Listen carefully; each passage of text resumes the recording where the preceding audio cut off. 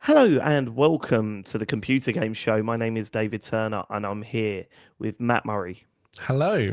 and Sean Bell. Hello. It is a very special episode of the Computer Game Show this week, isn't it? We are celebrating our 10th birthday, and because of that, James Farley is not here.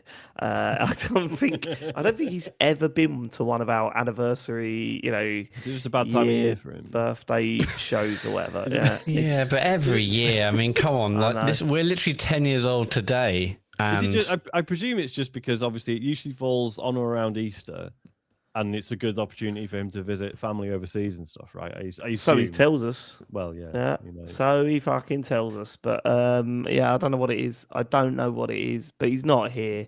But I'm excited to tell you we have got a lot of stuff planned. There's a lot of announcements coming out over the next few weeks. Of course, our episode 500 is coming up, and we've got an exciting announcement about that show. There's more that is going to be announced over the next few weeks. So keep an eye on what we're doing on Blue Sky, Insta. Are we still on Facebook, Matt? yeah, Facebook then. Insta, TikTok, all the Truth others. Social, yeah, or whatever it's good. That was a joke, and people were mad at us that we even joked about being on there. We are not on that platform. I don't know. I think people thought it was sincere, didn't they? Yeah, I think they believed it. That was the There's a few issue. people that are like, why would you be on that? But I'll tell you what, a platform that we are on that people could sign up to is Patreon. If you'd like to support the show, go to patreon.com/TCGS.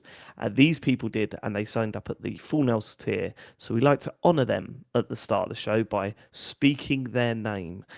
We have Aaron Patrick, the QuickBooks chap, Simon Nelson, Moomin Biscuit, Trans Rights and Human Rights, Dave Ernsberger, Colin Brown, Gasman, Rocketman76, Smooth Monkey, John Tempelli, Jackie Sniper, Sam Higton, Stan, Philip with an F, Cutty, Steve Lee, Jack Oven, Grey Dragon Claw, Colin the Car Wanker Smith, Lee Keybottom, My Dog Skip, Dean, Evil Mammal, Conky Donkers Full Nels Conga, and Laser Quest. Thank you so much for supporting us over at patreon.com/TCGS. You can do too. If you want to keep us ad free and you want to support what we do, then go to that website and sign up. There are different tiers there. We'd prefer it if you signed up to the Full Nels tier. You know why? Because we get more money. Thank you so much for supporting us. What are we doing today for our 10th birthday? Well, I thought you were asking one of us, and then it would be like a fun little conversation. But it's all right. When have I ever asked you a sincere question, Sean? When has it never been not about that? About myself. Yeah. We're chucking up the rule book, Sean. Yeah, it's gone out the window, and we're just going to sit down and ask some lovely questions. You've been submitting questions all week. We're not going to ask any. We're going to answer them. Yeah. But we could ask some. Did I say ask? You did say ask. That's all right. Been out of the football. Had a few too many beers. We lost. I'm sad. So just get on with it. But before that, though, I got a message this morning from James. Obviously, he's incredibly sad he can't be here, and he sent me a voice note to play on the pod for our big 10-year birthday. Shall I play it? Please do. It's going to be quite okay. You ready? Let's see if it's worked. Happy 10th birthday, TCGS. There you go. That's it, is it? Oh, yep. God. Where was he? Fucking Bird World. I don't know.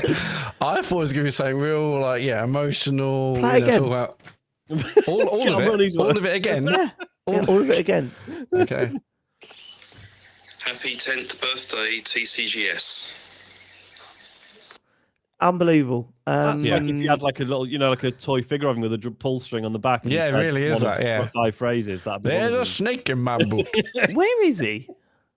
In China again, isn't he? He's in China, is he? I mean, it was weird when he sent us a video of he was a place in China this is all bonus show material, but he was in China and he was in a restaurant and they had some sort of weird food game where you had to guess whether it was a berry or liver, wasn't it? Oh yes, yeah. He sent us the classic game we all love called berry or liver. Looking at the, Your liver. We all played that when we were little. It seemed quite obvious that like half of them were one color and half of them were another color. But then maybe that's part of the Yeah. maybe that's part of the trick. I don't know. But why liver? I didn't get that bit. know. Why would it be like? I don't know. Anyway, James will explain that when he's back in the fucking country at some point Which and earning country, his Dave? crust. Any that he's got a microphone in, Sean will do me. He'll come back just before he leaves for his summer break. So there's a very small window, but hopefully at some point in May he'll be back. I sort of want to get to your questions, but also I sort of just want to sit and dissect the new Mario movie for the next hour and a half. I think that is kind of. I mean, it is our 10th birthday. We can do whatever the hell we want, though. We can. Yeah, Sean says there's a question about it later though, so maybe it was. Well, it wasn't. Should I just read it out? It wasn't. It was more of a comment than a question. It came from Adam. Oh, cool. Yeah, cool. He says, "Hello, just writing in to say that I listened to this week's pod while I was walking to the first IMAX showing of the Super Mario Galaxy movie on release day, 1st of April. I had not seen any trailers or promos, so Matt and Dave did absolutely ruin the Star Fox appearance by discussing it on the pod." I thought it was me that brought it up first. Oh, yeah, I saw that. I think it was you guys. I think it was you guys. I think you did. I mean, yeah, Sean mentioned it first. I think I specifically said, don't ruin it. Punish Dave. Adam says, that's okay, though.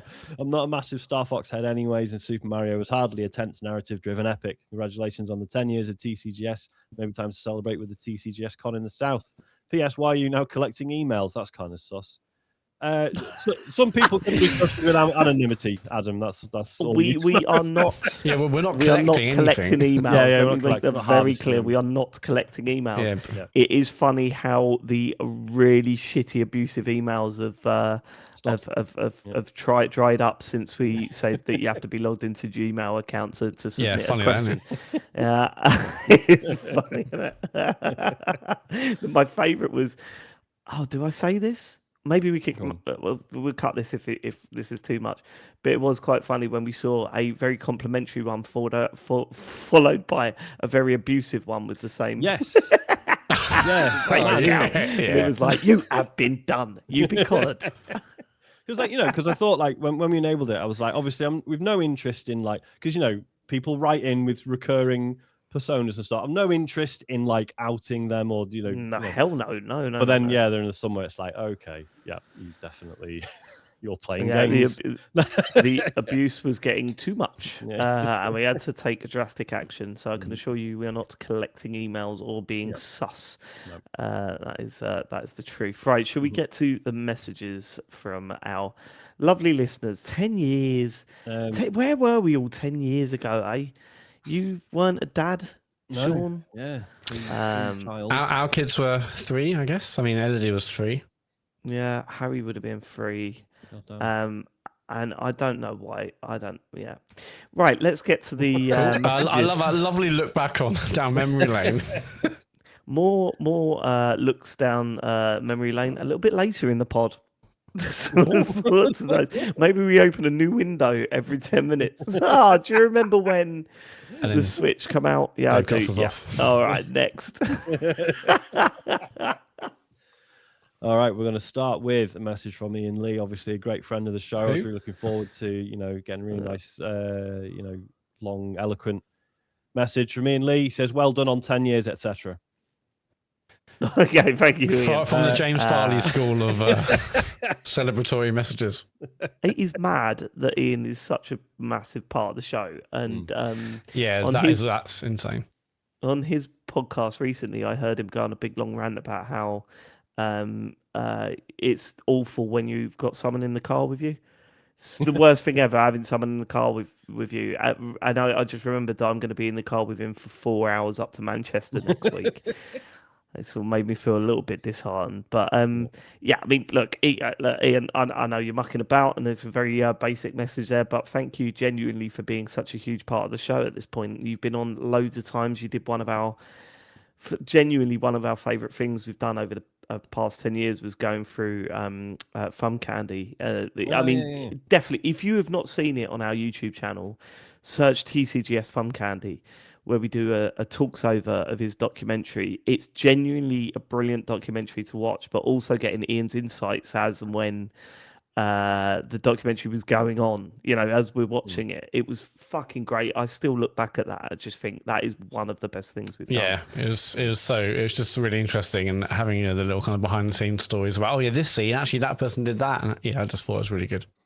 I think he's been involved in the show for longer than over 50% of it, because he was part of it when he did a stage invasion at EGX. That's right. That was the last EGX one pre-COVID. Yeah, 2019. That's why I had to shut EGX down. Well, almost. When I started shouting, I still, you get those moments where you look back and you fucking cringe and go, "What an idiot!" Only every day. That one. Yeah, when I was standing on stage shouting "security, security" jokingly, and afterwards finding out that security did start radioing each other, saying they had to head over to the stage we were on because it's good they're doing their job. Ian chucked out. Yeah. They were doing their job. Fair play. All right. Next message comes from Steve. Says, just wanted to say thanks for the 10 years. I know you guys get this a lot, but you've been there through good times and bad, and life would be shitter without you in it. Other podcasts come in and out of my feed as I get fed up with them, but TCGS is the only one that stays always. Thanks for living it and being natural. Much love. Name them, Steve. Name them. Name the ones that you've ditched. Name and shame. What are we talking here? Cane and Rinse, yeah. Backpage Pod, yeah. You get rid of that one, are you? I was on Cane and Rinse last week. Name another one. Were you? Yeah, it's only on the Patreon feed until it's like 4 weeks. Can you say what game it was? It was Citizen Sleeper. Did they treat you well? Yeah, I think so. Yeah. Yeah. Did they treat you as well as we do? No. That means he weren't paid. That's what that means. Cool. All right. Thank you very much, Steve. We appreciate you all. It's nice to be get towards the end of the Royal Rumble of podcasting on your phone, chucking things over the fucking road. Yeah. It is hard. I find I'm listening to far fewer new podcasts these days than I used to. I mean, I've really settled into routine. Even the ones I'm subscribed to, I'm like, don't have time for that anymore. Don't have time for that anymore. Don't have time for that anymore. Where do you go to, Matt? Well, the only game I listen to now is Remap. I'm subscribed to Nextlander, but I normally look through what they're talking about, and then if it's a game I've played or interested, I'll maybe skip to that section. But Remap, that's why I don't like that. So to explain, Nextlander have chapters, and you can go right. You look through the chapters. They talk about this game, and you can press the chapter, and it goes straight to that moment in the pod. And I think part of me goes, "Wouldn't that be great?" And then I go, "No," because I only ever listen to that pod by pressing what I want to listen to, and then getting rid of the rest. Someone's told me you might be doing better, or not. No, I'll rephrase that.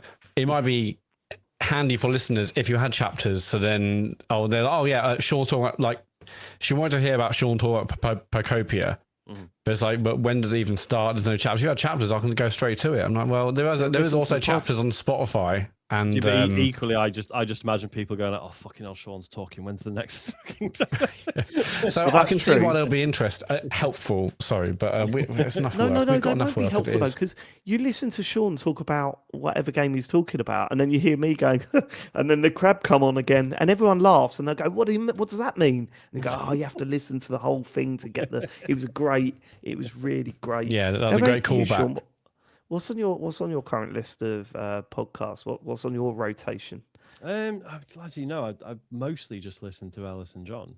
I was listening to I've mentioned it a couple of times. Ain't Got a Clue, Marcus Bronzy and Kay Kurd, but then they just abruptly ended that out of nowhere about a month or two ago. So fucking weird. I don't know if there was stuff behind the scenes or what. But literally just out of nowhere, they just put an episode where they're just like, "Hey, yeah, I love that this shit. This is going to be our last episode. We're going to answer some questions and then get out of here." And it's like, wow, that's I love that because that definitely's happened, doesn't it? You do wonder, yeah. It's like because I don't know if there was like a production company involved and maybe they pulled the plug on it, or whatever. Because there's been like a few. Was it Wondery just went away, didn't it, recently? So like a load of shows that were signed to Wondery are suddenly on hiatus or whatever.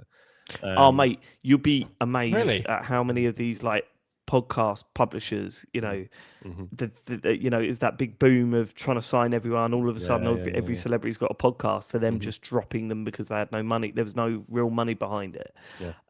It's a regular occurrence. It's quite fast. I've got. And it's so strange because for people like us who are in the, I would say, mid tier, you see some of these shows and think, oh man, look at the production values. They must be doing really well, and then maybe not. No, like someone's just piled money into it, hoping they get it back, and they did not. No, for me, it's still the phone-in show, which is Ian's phone-in show, which is wild, by the way. You should absolutely listen to that. And his other podcast, Too Many Cats. Still listen to Chatterbix, although I'm well behind with that at the moment. Yeah. So I thought we were talking about gaming ones. Yeah, I listen to obviously loads of non-gaming ones, but the only gaming ones I listen to is just Remap and Nextland. Well, what non-gaming ones do you listen to? Well, it's the Totally Football podcasts, obviously. And then the athletic football podcasts. I was going to mention actually, like on today's Totally Football show, there's a Millwall section. With a guy I don't want to listen to it after today though. It's really upsetting. No, obviously that's before the result tonight. So okay, cool. I'll listen to it then. Yeah, and then off menu, and then a bunch of kind of self-help type things, and just bits and here and there. But yeah, just not enough gaming ones these days. Whereas I used to listen to tons. You don't listen to the Backpage pod, Matt? I don't. That's another one. I don't. I do. Okay, well done. So if you're listening, Matt and Sam, you know where your real fans are. And I'm nothing against it. I've just dropped so many because I'm just like I don't find the time anymore. It's harder. It's harder to make time for other gaming shows when obviously we're so we're obviously doing our own. We're so immersed in that world anyway. So bitter. We're so angry about it. Like, why let's do a better one? We wouldn't do it like this. Yeah, I know we talk about. Bossman's holiday. Moving on, Nathan says, congratulations on the decade. I've been a listener since day one, going back to the days of Joypod and Dark Zero, if we're counting. My question is this. What game release /event/shit show from before you started podcasting, let's say from before the 360, PS3 and Wii era, would you have liked to have the opportunity to podcast about, and why? God, I mean, there was a time, obviously, I've cited this magazine a million times, but PSM2, when that was massive, they were a big inspiration on how I like to listen to people talking about games. They had a DVD. I've told this story a billion times, sorry, but they had a DVD because it was an unofficial PlayStation magazine. They couldn't get demos that you play on your PlayStation, but what they did get is footage of games they'd reviewed. And for some reason, the default was just the footage, but you could you could select the audio to have the writers talk about it over the top of it. And I listened to them talking about those games in that period and go, fuck, there is so much, not expectation, but there's so much to be excited about in the future when it comes to this medium. Like the PS2 era, as much as the PS1 was the same, really, N64. There was so much potential within gaming at that time. That's the thing that I miss the most at the moment, is where's the potential now? Where's the next holy shit moment? And back when the N64 was about PlayStation 1, PlayStation 2, there was so much of that ahead of us. And at the time, it felt like someone could bring something out and it would blow our fucking minds. That was possible. Whereas now, it's like, this is a slightly better thing than what we're playing. But we've got that in all tech. Those the technology jumps will happen. It's just that there feels like they're much more subtle now. New iPhones come out. The iPhones have been great for 10 years, with their cameras and etc. So the next one, new ones are never going to really blow them away. And same with consoles, especially with the blurring of generations. But things will happen. There will be other big bangs. It's just that I don't think it's going to be quite the same leaps and jumps as previous ones were, where it's like, holy shit, the graphics, the this and that. But if you go back and look at one or two generations, we obviously have made a jump. It's just that it wasn't as pronounced. It wasn't as that's previous gen, this is now. Whereas but it was also that thing that there wasn't as many games coming out back then, and when games did come out, it was more of an event. At the moment, it's like, because games have longer tails on them and people play games for longer, It's more like, well, what are you going to do to make me get off this game? Whereas back then it was like, Yeah. this is the next big game that everyone's playing. Let's jump on Yeah. that. Like, I love that era. It's really funny though, because when I first read this question, I was like, the other era of gaming that I wish I was podcasting for was the launch of the Xbox 360, right? Yeah, Because man. that was like just a. I was podcasting when the 360 Yeah, came you were out there, for yeah. Joypod. That is, it's not healthy. That is it. That's bad. That isn't it. And and the majority of the people still don't know who I am. The people. The people. The people. I know I mentioned the Sega Saturn a lot, but the fact that got announced at E3 and then was like, it's coming out tomorrow, or it's been shipped to retailers like this week or whatever, that would have been like a holy shit. Yeah. E3 talks Imagine over the moment. live streams of that. Yeah, exactly. The talks over like it's like they're announcing it. It's out now, or tomorrow. I think it's like tomorrow. They're saying, and but that would have been an incredible like megaton. But, I gotta say, like our video content as the improvement over that. I watched us looking at the PS5 being revealed, which wasn't that long ago, 6 years ago, right? Yeah. I watched us watching the video of the PS5 being revealed. We're echoey. We're on like really basic cameras, and it when all we were looks... still using Skype for cams. Yeah. We were still very early on in our streaming portfolio. Fuck me, it looks bad. It looks so bad. I think what a massive moment, and you can't hear us because we're all echoing and stuff. Yeah, I noticed that when you in the highlights videos. Oh yeah, but we've come on leaps and bounds in that for sure, which has been fun. Are you used to being on video yet, David? No, still hate it. Still hate everything about it. No, I don't want to be on video. I don't like myself. Like I look up and I just think, like even when I see the thumbnails, I just go, why am I? Just let me be behind. Like I always wanted to be on the radio, not on a camera. So it's like I'm just like, fuck off. Yeah, I thought about that the other day. Thumbnails, like I know, Matt. Obviously, you're just looking for a bit where we're all laughing. Yes, that can sometimes be unflattering. Yes, I'm trying to choose the one where we're all looking as good as we can possibly look, but not the one where we're all just looking, Sort of. That's a good point, Ben. Maybe I should have become a VTuber.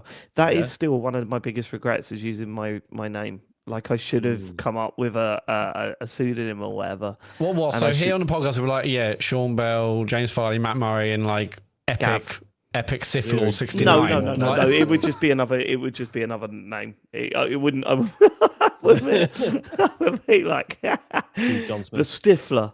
Yeah, exactly. Like, hey guys. Yeah, no. I was Elmo for a while. Like when we first started, it was the podcast with Michael and Elmo. Well, because there's still some listeners who refer to you as Elmo, isn't there? Hey, it was because I was very popular back in the day, known as No, I don't know why, but yeah. I was just checking. So the 360 came out in 2005. So was that not just before you started? You recently celebrated 20 years, didn't you? Yeah, I was 2006. Like people say it was 2007. It wasn't, because I moved back here when I was 2007. I started podcasting in. It was definitely before 2007. It was the year after. Yeah, I moved. it was. Yeah. I moved out to Milton Keynes in 2005. And it would have been when I moved to the house a year later. I was in a flat for a while, and then I moved to a house. And I was in there for 8-9 months, and that's where we had our first podcast. I was in the bedroom with Michael, with a sock on a SingStar mic. Okay, I wonder where that was going. Well, no, because I checked, because the first episode. The first episode of Dark Zero was January 2007. So that'll be my 20. Yeah, because it was really close, wasn't it? Because I think it was mid to end. I think it was like October 2006. It was quite late in 2006. So you heard the old Davey T and thought, I want a piece of that. I want a piece of that pie. It's making it sound easy. Yeah, and when he contacts me and asks me on the show, I'll go, hey, I've never heard of you, mate, actually. When secretly you're a massive fan. Yeah, I know how it works.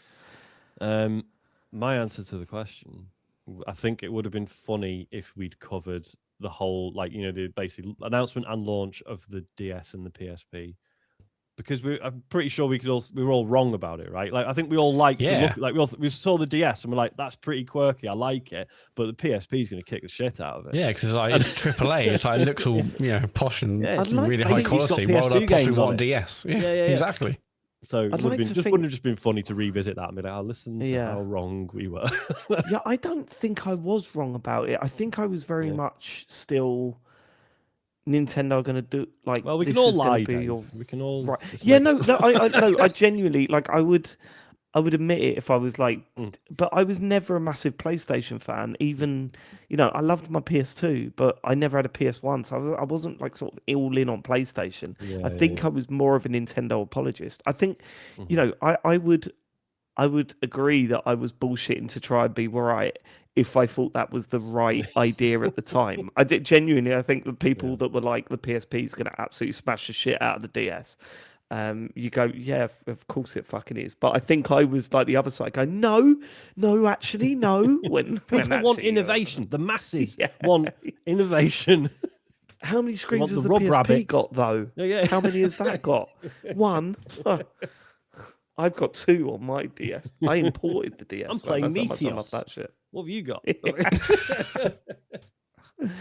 Yeah, I could have got on Lumines earlier if you'd gone all in on the PSP. Yeah, I know. Yeah, maybe I should have been well, I did have a PSP. I got it on launch day. Okay. Yeah, I remember taking it to work and playing GTA 3 on the blog, but on the bog. On the blog. On the blog. We used to have them back then, didn't we? We Remember them? Yeah, blogs. And then micro anyone would listen to you. Yeah. Should we move on? Please. Nick the Parton. This is what. So there's some mixed in here that are from last week that we didn't get around to. Nick the Parton says, "All right, lads, I've pretty much always been an exclusively single-player gamer. Other than the odd local gaming session, gaming has generally been my way of getting a break from a chaotic world. So online multiplayer has been something I stay well clear of. Being the target of griefing, letting teammates down, getting into arguments, etc., it just seemed like it brought more hassle into gaming than I wanted." However, listening to you lot talking about the fun you've had with multiplayer experiences over the years has started to make me wonder if I've missed out. What games would you recommend for someone skeptical about the joys of online gaming? I must admit that competitive Twitch shooters aren't really my scene, but I'm up for any other suggestions. Go on, suggest me up. Cheers, Nick P. I mean, there are a few, but I think the majority of the ones that I'd recommend, obviously, my favourite thing. It's really funny when I think about when I first started playing 360 games online. Obviously, I was playing online games before then, but that era was very much you were playing against people. So with like the Pro Evolution Soccer, when I played that with James Farley, we'd never be on the same team; it'd be against each other. And the big shake-up that I really liked was the fact that playing Halo and stuff, you'd always be on the same team, you'd never be against each other, and that helps a hell of a lot, because when you're playing the same people over and over again and getting battered in a video game and they're your mates that are taking the piss out of you the next day about it, that's a big turn off. But then when you're playing something like Arc Raiders, where the three or four of you are all on the same team trying to work towards the same goal, Left 4 Dead, another one. But I think if I was to recommend something, it would probably be something like It Takes Two, or a two-player co-op experience. Or sorry, like Arc Raiders or something like that, where it doesn't matter if you it's not ultra competitive and you can find a way of enjoying that game with a few friends, and it's actually can be more of a laugh. Well, I think the thing with Arc Raiders is quite different in that you have the classic game where you can play with your friends, but you have those moments where you meet another random group and you actually want to help each other, or those are some of the most unique online experiences that have been around for a while. It feels like, because you're not just instantly shooting other people you see. They're nice people in this disused car park, whatever it is, and we're going to help each other to get out. And I think that's really, really cool. I mean, I guess also the case. I think Helldivers as well was like a really good one. Helldivers was great fun. I suppose the big thing is Nick hoping to play just with strangers, or has he got mates he can play with? Because even that can be a nightmare, right? Like, even when at our age, everyone's fucking busy and tired, so sometimes just organising a session on something can be a total pain in the arse. But yeah, if you were just looking to play with strangers, like I do think Heart Raiders would be a good one, as long as you accept that there are some pricks and there's some, sometimes you'll have a bad night on it, but then there'll be other nights where just like people are generally a good laugh, and it's been sort of weirdly. My advice is still to just sing on open world mic. Like open mic, because people are less likely to kill you if you do that. They're just like, they're just going about their business and love me, say that as you're running along the sand. You very rarely get shot, which is surprising because my singing isn't great. I would not. It's funny, isn't it? Because as a sort of non-violent player, when people just attack you for as soon as they see you for no reason, you read it as malice or aggression, whereas actually that's just them having fun with the game in the way they know how to. So like if you're singing or whatever, they are just as likely to be like, they seem like a laugh, let's not kill them. right. Do you know what I mean? Yeah. But I think about other things like Destiny raids. I mean, Destiny, I don't know, but like the times we played Vault of Glass, David, where we didn't know what we were doing, and oh my god, some of the best online experiences ever. So if you find something like that where it's a bunch of you bound together to try and work out, particularly in this instance, how a Destiny raid works, or I know Marathon's getting raids or got raids, but those experiences are so good. We're all learning together, and none of you know where to go, what to do. Those are some of my favorite online experiences ever. Yeah, that was definitely up there. Fuck me, that was so good. Mm-hmm. Especially the mid boss in that, where you had to one of you had to hold a weapon for a certain amount of time, and then if you didn't, we had those orbs as well. Yeah, I think that was Vault of Glass, wasn't it? So good. Yeah, that was the best. I think if you've not done online gaming before, if you know someone, then fine. If you don't, then again, I would still recommend trying Arc Raiders out. Even just loading up on stuff and going out into the world and exploring and chatting to people you come across is very fucking cool. I love it. If you've got 1 to 3 mates, Sea of Thieves, I would still recommend, especially because since I stopped playing it, they did finally add, private servers, so you can just go on without any people hassling. Oh, nice. Go on Sea of Thieves. Obviously, do some simple stuff just to get the hang of it, and then just get into the tall tales. They are so good. Just these cool, these sort of long missions where there's bits of combat, exploration, bit of puzzle solving. Just really fucking interesting. There's nothing else quite like them. Shall we move on? Yes, please. Nike G says, happy 10th birthday, TCGS.crew. I started listening during COVID, where during the long days working from home, I needed something to listen to mask the silence surrounding me. Nowadays, I look forward to every Wednesday, as your pod is the highlight of my week. Per the response to my feedback last week, I just want to say that I'm 44, not mid-30s. Anyways, the pod is now 10. I think it's about time we found out what James said on the bus. Congratulations on a decade of podding, and here's to many more. I will never let you know what James said on the bus. Never, probably. never. It'd probably be really disappointing at this point. Yeah. But also it completely misses the context. The funny thing about it is that it was very in keeping with what was going on in the show at the time. But for those of you that don't know, it was we were on our way back from, was it the Games Media Brit list when we were nominated for that? Yeah. Up against. Yes.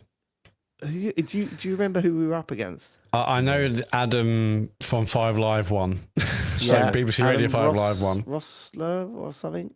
Adam Rossler, yeah. We were up against Kane and Rince as well. They were nominated. Fuming to be nominated alongside them. I bet they didn't show up though. They showed up, yeah. Oh, did they? All right. Yeah, they were there. There was that photo of me. Yeah, I've still got all the photos, yeah. Have you still got the photo of me trying to punch Leon Cox from... I mean, I will do, yeah, for sure, yeah. Yeah. On the way back from there, James said to me, he was very drunk, and said something to me on the bus on the way back to my flat at the time. And I held him to account for it on the pod without realizing what without releasing the information behind it. And that's been hanging over him for 9 years now, 8 years, I think, something like that. Yeah, something like that. Good. Orman, something about ovens, etc. It says, as the originator of the recent oven chat, for which I can only apologise, I just wanted to clarify something. My oven is one of those freestanding ones that has a gas hob, electric top non-fan oven, and an electric bottom fan oven. According to Argos, Currys, and myriad other classic UK retailers, this type of appliance that combines a hob, top non-fan oven, and bottom fan-assisted oven is incredibly normal. Does everyone else just have one oven, or are you all rocking multiple fan ovens? Keep up the great pod work and insert a suitably complex football analogy here for me, please, chaps. So that's what mine has as well. We have a top oven with no fan in it. We just never use so it does as mine. an oven. Yeah, which is I Does use that as a also grill. double up as a grill? Yeah, as a grill. Yeah, I basically I don't think of that as the oven. I think of that as a grill, Yeah. and then the main oven is the main oven. Yeah. It might be an oven if like using it as like a holding, if you're doing like a big roast or whatever, Christmas dinner, you might use that top. I literally never realised that was a second oven. I was thought that's grill. That's the oven. I've got two ovens. This is great.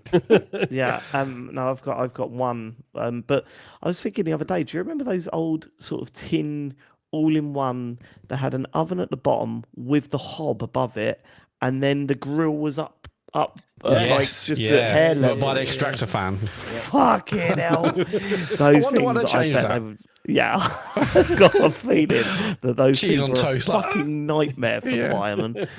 Just the cheese on toast, having to stand on a stool to have a spilling all over your head.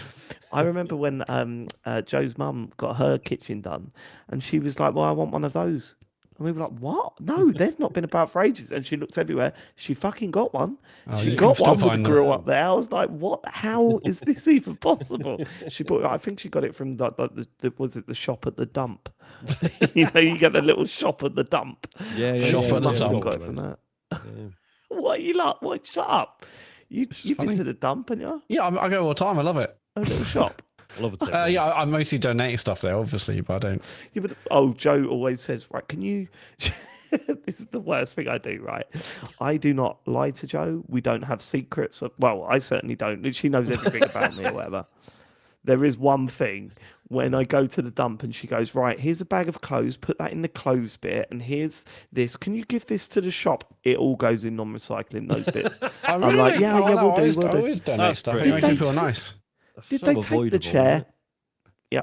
Yeah, they took it. Yeah, the big compactor took it very well. I just can't be bothered to actually do it. Oh, no, but that always makes me feel nice. If I got something, I'm like, okay, I'll have that like a charity shop type thing. Like a big, like, Marie Curie? Is that the name of the, big one and like nearby? Just give it in. It feels nice. There's nothing worse than driving up to a high street, taking a bag of books out, and they're quite heavy, going into like a British Heart Foundation charity shop on the high street, going, I've got some books for you. Oh, we're not taking them at the moment. Oh, well, see, because I've just I'm parked about 10 minutes down there, and I'm helping you by bringing these in now. You don't seem to appreciate it, actually. Yeah. Right. Well, listen, I'm leaving them here, or what are you going to do about that? Are you? Nothing. And then I'll just start pulling things off the shelves as I'm walking out. Yeah. It would be a shame if this display fell over. These stack of DVDs. No one's bought a DVD in 7 years. Yeah, but people buy cassettes now, so DVDs will be coming back around in the next year or so. Yeah, hold on to them. Yeah. Yeah? Yeah. You've got CRT the next tally. big thing. No, that's not coming back. Sure, no, it's already come back. That's what I'm saying. Not only in your house. Really big on Facebook Marketplace. Sack of white rice says, all this oven talk has forced me to write in, as my ex-partner and I have used countless different ovens over the many rentals we lived at. In Coventry, the oven had the heating element at the bottom of the oven and no fan. What the fuck is this? For getting things crispy, but the absolute best at baking cakes. Fans are efficient at cycling heat and removing steam, thus drying things out. And the last thing you want is a dry, crispy cake. So we used it to bake, but were forced to purchase an air fryer for crisping. Fast forward to Exeter, where the oven there was basically an air fryer. It was amazing at making crispy chips, but we struggled with baking cakes and cookies. The air fryer was sold, and we learned to turn the fan off when baking. So there's definitely a place for fanless ovens. It's called the Etihad. Thanks for coming to my TED Talk and keep up the amazing work you do. That's very good. That's a great soccer joke, An Sean. excellent gag. Well, that's the thing, isn't it? You've just said yourself, like, if you need non-fan assisted appliances, turn the fan off on your fan assisted. You've got options. We've got to stop. We've got to stop. That's the end of it now, right? With the oven shit. Yeah, thank God for that. No, because someone will say, this is 4 sack of white rice. Actually, a great way to make non-crispy cakes is. And then suddenly... Just your recipes, mate. Exactly. It continues. Next message from Mr. Kipling. Oh, for fuck's sake. God. Richard Orchard has written in, not covering updates to games. Is Dave still playing Rocket League on the reg? And what does he think of the many recent quality of life improvements like the boost respawn indicators? Crazy it's still being well supported after almost 11 years. Shit, no, I have not. However, I am being told that the kids are all going back to it. Oh, really? And I follow that guy, I can't remember his name, he'll be on my TikTok at any point, but the Rocket League player on TikTok at the moment, he's like, I don't know, he must be late 40s, I can't remember his name, Mr. Peaky or something like that, and he just seems like a really nice guy who's trying to play Rocket League, and he is at the lowest possible level that you can be. Like he's in that. I mean, he's been playing it for a while now, and he keeps driving by the ball accidentally, and but he's so into it that it doesn't matter. Like he's just like, oh my God, I've won a game, and you watch the replay, and he's just sort of missed the ball, and it's rolled into the back of the net, and he's celebrating like he's won the World Cup. I'll have to find his name. I'll have to give him a thing. But no, apparently all the kids are going back to Rocket League. So at some point, I think it's on the card. I've not played it for years, absolutely years, and it's a shame because that game was the peak, I think, of my like for the medium. I love that fucking game. Yeah, it's an all-timer, isn't it? All-timer, that game. Yeah, respawn indicators for boosts that's the way it's at. I like that. I like that. So yeah, I need to get back to it. I will get back to it. Luke Summerhays. There's all right, geezers. On this week's chat, you had a big chat about console prices increasing and this resulting in kids not developing the hobby. I think a lot of your points are valid, but you missed one key point. A choice isn't a binary between a $1,000 console or no console at all. Maybe kids are just going to start out gaming on an older machine. I did, and I think several of you did back as well back in the day. A kid who got a PS4 today would still be able to play most of the PS5's library up until the last year or two. And with modern subscription services, they'll have more options than just the one for birthday and one for Christmas that we made do with. Nonetheless, I do think, and this is not satire or parody, the billionaire class should all be shot. Appreciate you all. Okay. F my C word, Luke Summerhays. Okay. Yeah. Yes. Yeah, it's a good point. And I think, obviously, there's devices other than consoles as well, right? Kids are getting into gaming through tablets and stuff. Phones, phones. Maybe that's not ideal for a number of reasons, but yeah. But that's certainly how it's happening. Fucking Isaac got into Among Us this week, and I've had to get rid of it because he was happily playing it, and I sorted out all the account stuff. Did he grass you up when you were playing? He's the one. And I was like, I was all right with him playing it. Like I say, set him up with a proper, child account and everything. It's got text chat filtering. The text chat filtering in that game is broadly non-existent as far as I could see. I know it's hard, right? I know it's difficult. There's like 1,000 ways to write any offensive word to get around the set, but there was like literally people's screen names had like offensive stuff in them. People being racist, talking about sex things, which luckily Isaac's young enough that he's just like, what's wrong with that? And I'm like, yeah, we're gonna have to stop playing this, man. But can he not play with his mates in like private games? He doesn't even know. I thought you were going to go for the joke then. Could you just not ask him to send any messages, Sean? Shouldn't you be? No, he doesn't like. It really annoys him because he because he wants to play online with his friends, but so few of them have like their own device that they can play on whenever they want. They're all sharing with brothers and sisters and stuff. Right. So he's always like, so just like, his friends said they're going to add me on Minecraft or whatever, and then they add him, and he's like, yeah, they're not online. Like, yeah, they're probably not going to be a lot of the time, dude. Yeah, it's a shame, isn't it? Sad. Yeah. But on this, it does make sense, especially with all the games. Yeah, so many of the games on PS5 also working on PS4. I guess it makes more sense than ever, really. So yeah, maybe we're just talking about from the people who want like the bleeding edge or the want the next big thing. In which case, you are going to spend $1,000. But yeah, for everyone else, that's not even the case. Being part of that should not be limited to people that can afford thousands of pounds to do that. I mean, it's always been an expensive thing. When I was growing up, I was never getting the latest stuff. Like my parents couldn't afford it, and then when I finally could, I was still limited as to how much I could spend on gaming. But it is so out of reach now. Like it is so out of reach. It's crazy. As I said, like I think the Switch is a really interesting bar for that. It's like, you know, people were getting Switch Lites for like 200 quid, and by that point all these kids had Animal Crossing, was playing Animal Crossing because it was so accessible. Whereas you wonder when the next Animal Crossing comes out, how many of my son and his friends are going to be playing that game at once.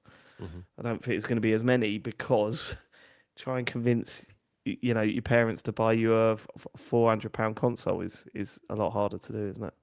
Mad. Like, I was just looking. So yeah, because my first, computer / console was a Commodore 64. So we would have. I'm pretty sure I was 4 years old when we got it. So that'd be 89, and it came out in 82. But I mean, it was different, pacing back then of like, when machines were coming out and stuff. But still, yeah, it just goes to show. Like I started on what was an old machine at the time, I guess. And then you look at things of how do we make it cheaper? And you look at something like, is the Portal the way to go, where everything's streamed and stuff, and it's something that's been spoken about for ages. But it's easy to forget that if you like, I've played the whole of Life is Strange on my PlayStation Portal.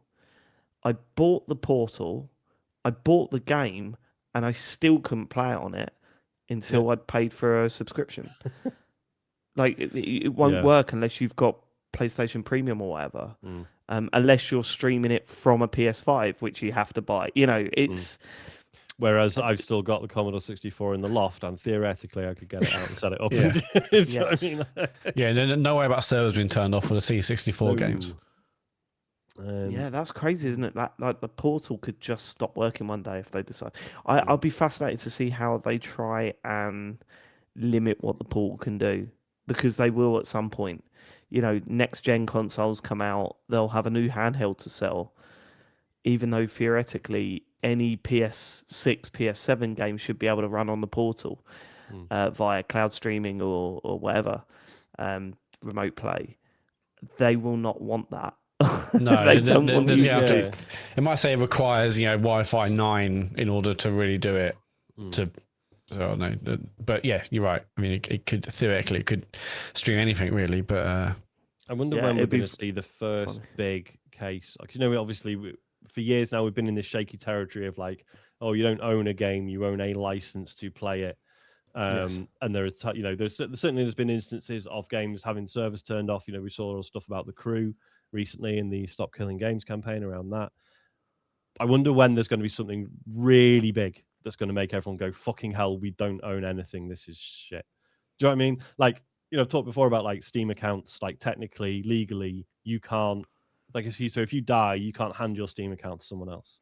So technically, all those licenses should die with you. And I think there's going to come a point where they either change that or they start enforcing it somehow. And I think it's going to really annoy people. Well, I mean, you look at, I think the biggest step towards that was Destiny, when they decided to park a lot of their content. Put it in the vault and stuff. Yeah. And well, I paid for this content, and you're taking that away, and now I need to buy the latest stuff to carry on playing. And for new players who want to like get the story, I mean, you can play a bit of the story, but 2 massive chapters of the story now no longer available. Yeah, so you can't actually experience the story yourself. Yeah, you can't do it. So it's stupid, really. It's like, I mean, you couldn't at the time. You had to log onto their website and read grimoire cards. Like it wasn't. It was like DLCs. Now you can't even do that. Like, okay, great. Like Destiny 2, like at launch had problems. I think the way that campaign started was very cool. The whole Destiny 2 campaign was awesome. Yeah, there was like that whole bit where it was like, oh, you've lost your powers, and everything's looking pretty shit. And there was like some of the music during that whole bit was amazing. And what makes me laugh is, there's that bit where your ghost makes a point of saying like, I can't revive you if you die, and but obviously if you did die, something must have happened, right? But it was enough for me to be like, shit. Yeah, this is the stakes are high now. Yeah, I remember playing that. Like, man, this is like it's a proper Bungie single player campaign. It feels like a new Halo. Yeah, and for sure. Yeah, probably the last great Halo, I guess, in many regards. Yeah. Although I liked Infinite, but yeah. But we all did, to be fair. We all did. We just thought it would continue. Yeah. Well, again, I think that might. Yeah, we didn't realise how finite that Infinite would be. It's making a bit of a comeback. I know that a lot of streamers are playing Halo again, and really? we've all downloaded it. Yeah, there's that game mode. Have you not seen it? Where one of you's a sniper on the other side of the map, and everyone's got to run this gauntlet while the sniper's trying to take you all out. It looks a hell of a lot of fun. Like I really want to try that. So they mentioned they were stopping support for Halo Infinite, right? Yeah. They did, yeah. But people still into it. Yeah, I mean, that Christmas where we were hammering it was amazing. Is still about, right? Probably. What, sorry? The Forge stuff, I was going to say, is this a community thing? Yeah, it's a community thing. We'll see. Cool. Sean Richards says, happy 10th birthday. Which long-running joke do you secretly wish the audience and other pod members would let die? Also, how has your taste in games changed over the last 10 years, and which past version of yourself would you argue with the most? What long-running joke? There are times where I cannot hear someone say, you can't. And, and I'm just like, mate, you've got to stop hearing that every time. And it's not ours, but a member of staff was talking to me in the week, or it was a couple of weeks ago, and said, well, apparently, and I went, apparently, and they went, what? I went, oh, apparently, why you don't take the piss out of me? I went, no, it's the apparently, do you know the apparently? And I had to explain, and the apparently kid, the apparently kid, and they're looking at me just kind of, David, not everyone is on the someone can repeat in the chat. So James not showing up, so the pod is getting a bit tired now. Change that one. I think it's you can't. You can't is the running joke that I need dead now because it's all I hear. It kills me. I genuinely don't mind. I do think it's funny, but I do still have like a reflexive flinch whenever HDR comes up. Oh my god, that was fucking hilarious. That. Yeah. Really explain, right? Yeah, explain. So basically, when we first talked about Red Dead Redemption 2, and I made a comment that basically talking about how good the HDR was in the implementation of HDR was in the game at night. Specifically when you're in the towns at night, the HDR looks quite fucking tremendous. And I was talking about, it was like there's this really nice contrast, with the bright lights. Anyway, and then 2 days later, that episode came out. It was this whole expose about the fact that the game was not doing HDR at all. There was no, you could turn HDR on, but then people, it was like Digital Foundry or whatever, were if you look at the video signal, there is no information in the bit where the HDR stuff is supposed to be. So that ran for forever. 7 years. That got forgotten quite. I don't think that was a long running thing though, was it? Oh, it was. It's not like a long time. Matt has had the whole skipping cutscenes in Red Dead was one. Yeah. Well, yeah. The one that annoys me the most is is the whole Matt plays games, listen to music when I did it, or listen to podcasts. So I did it once. On Ace Attorney game. It wasn't once. It was once. Said it wasn't. You said that you played that game on mute, and we were like, "What? How can you play one that session, game maybe?" Just because I want to see what the fuss is about, and then that's now me labelled forever someone who plays games more. When we say that you didn't start playing games until just before this podcast started, that's ridiculous. That always winds you up. Yeah, that is a fucking piss It's one of those jokes that, like, like I think you'll agree, Matt. There's like a few gaps in your knowledge, but it's like only a few, but just enough for people to think, well, then, like, actually, it's completely believable that you never played games wankers. 2007. Yeah, God, there is a thing on this show where you will you'll bring something up or you'll make like a little joke and it then becomes fact over time. It starts building and we just don't let it drop, and by the end of it, Matt skips all cutscenes. He doesn't listen to music. Matt doesn't play games. Matt doesn't finish games. Yeah, actually, can't tell when HDRs aren't working or not. Unbelievable. I think. Do I got the most jokes about me? No, James. Really? Yeah. James? Oh yeah. What, James? Like everyone thinks that he goes to private. He went to private school. Oh yeah, there was that. Yeah. Never did. Like I don't. It's just too good to wind him up about it. I don't think. Did he go to grammar school? I can't remember. I'll have to ask him. We need to flag because there's a thing for Blue Sky so that you can flag people who went to like private school and grammar school and stuff. But like tags. But turns out it's a lot of celebrities. Just it'd be funny if James one day just came up like. You had Oh, cheese shepherd's pie. That's another one. What was the other one with James that really winds him up? Oh, do you remember when there was like a big period where we'd just say that he had a massive dick?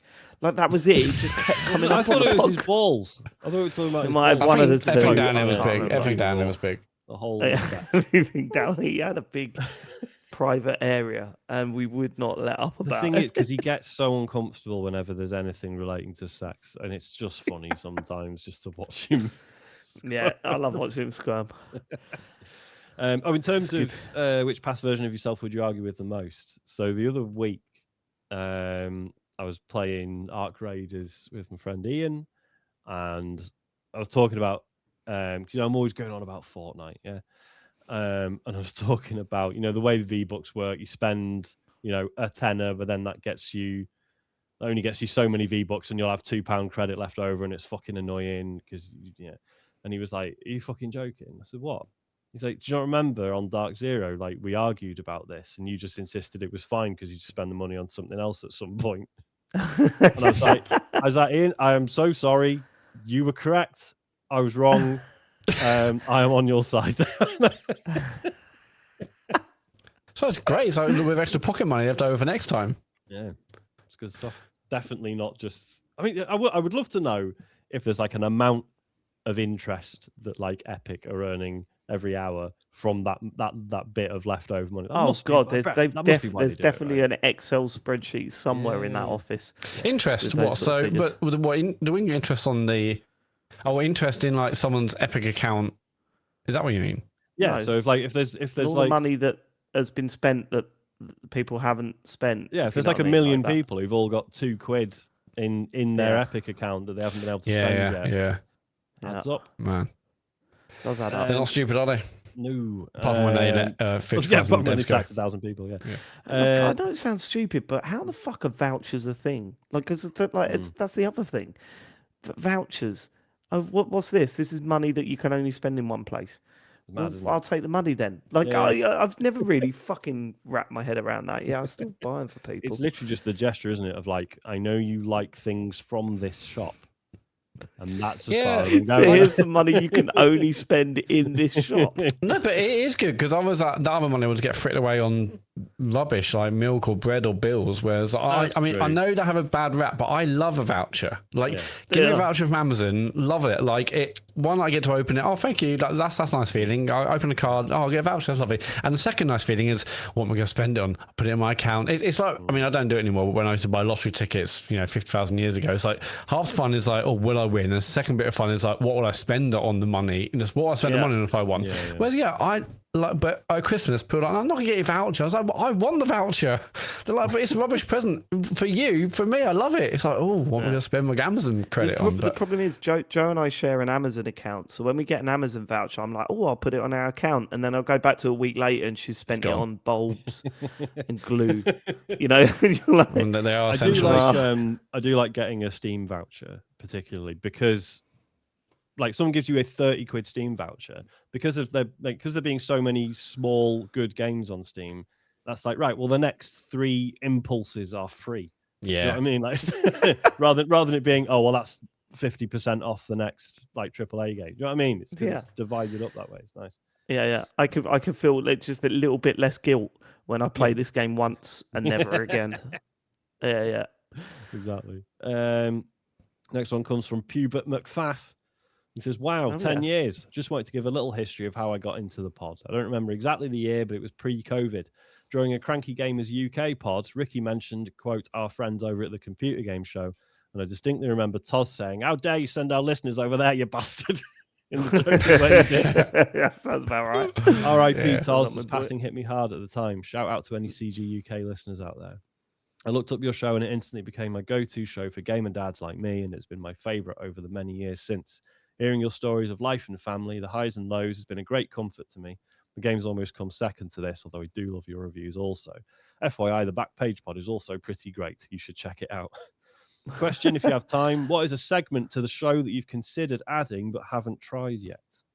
Okay, well, we spoke about it last week, I think, is that I really want to interview people that people of interest that wouldn't necessarily work as a guest throughout the whole show. You know, you look at a regular guest, you look at someone like Inel, you look at Ian and Ellie Gibson, stuff like that, people like that, and you go, you just work so well slotting in as a normal member of the show. I wouldn't want to change that. But there are people that you go, would you rather have them as a guest all the way through, or could we do something with like a 45-minute interview? And I think I'm really starting to lean towards, hey, we should try that out. I would love I reckon we could do, I mean, it's like, interviewing isn't easy, but I would love to see us give it a go and see what we can bring in terms of like a different TCGS flavor to it. I reckon it could be quite interesting. Sure.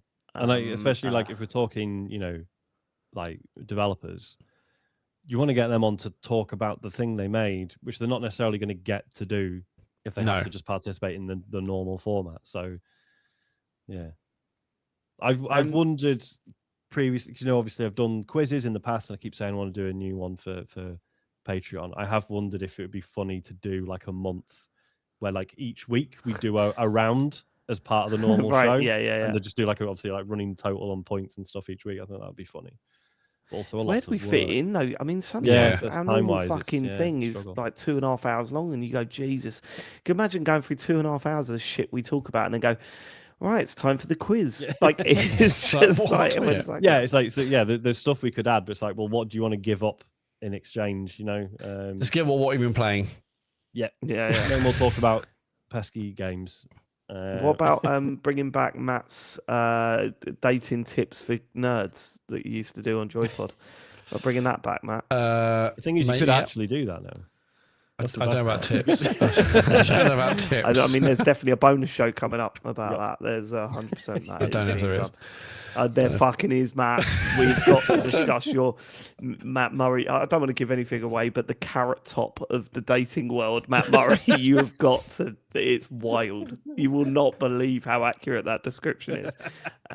But my word, I would also like to say, you know, CG UK. I have sort of some regrets there. Cranky Gamers not promoting them as much as, because you guys know how much I would listen to that show. I'd listen to it all the fucking time. There was some language that I flat out didn't agree with on that pod, and some things were said on that pod that I thought was, you know, not in line with how I feel, and actually there was some offensive shit said on that show, and that's what held me back talking about them. But I think when I listened to Toz, although he used some very outdated language, I think his heart was in the right place with things. And he would, you know, he was always, you know, very, like he was accepting of diversity, whether that be within football, like it always talk about in football and gaming and stuff like that. And then it just dropped some outdated language in, and that would really put me off. So I do sort of like sit there and say, fuck, my approach to that was, I really enjoy this thing. I'm a little bit worried about promoting it because of some of the stuff that was said.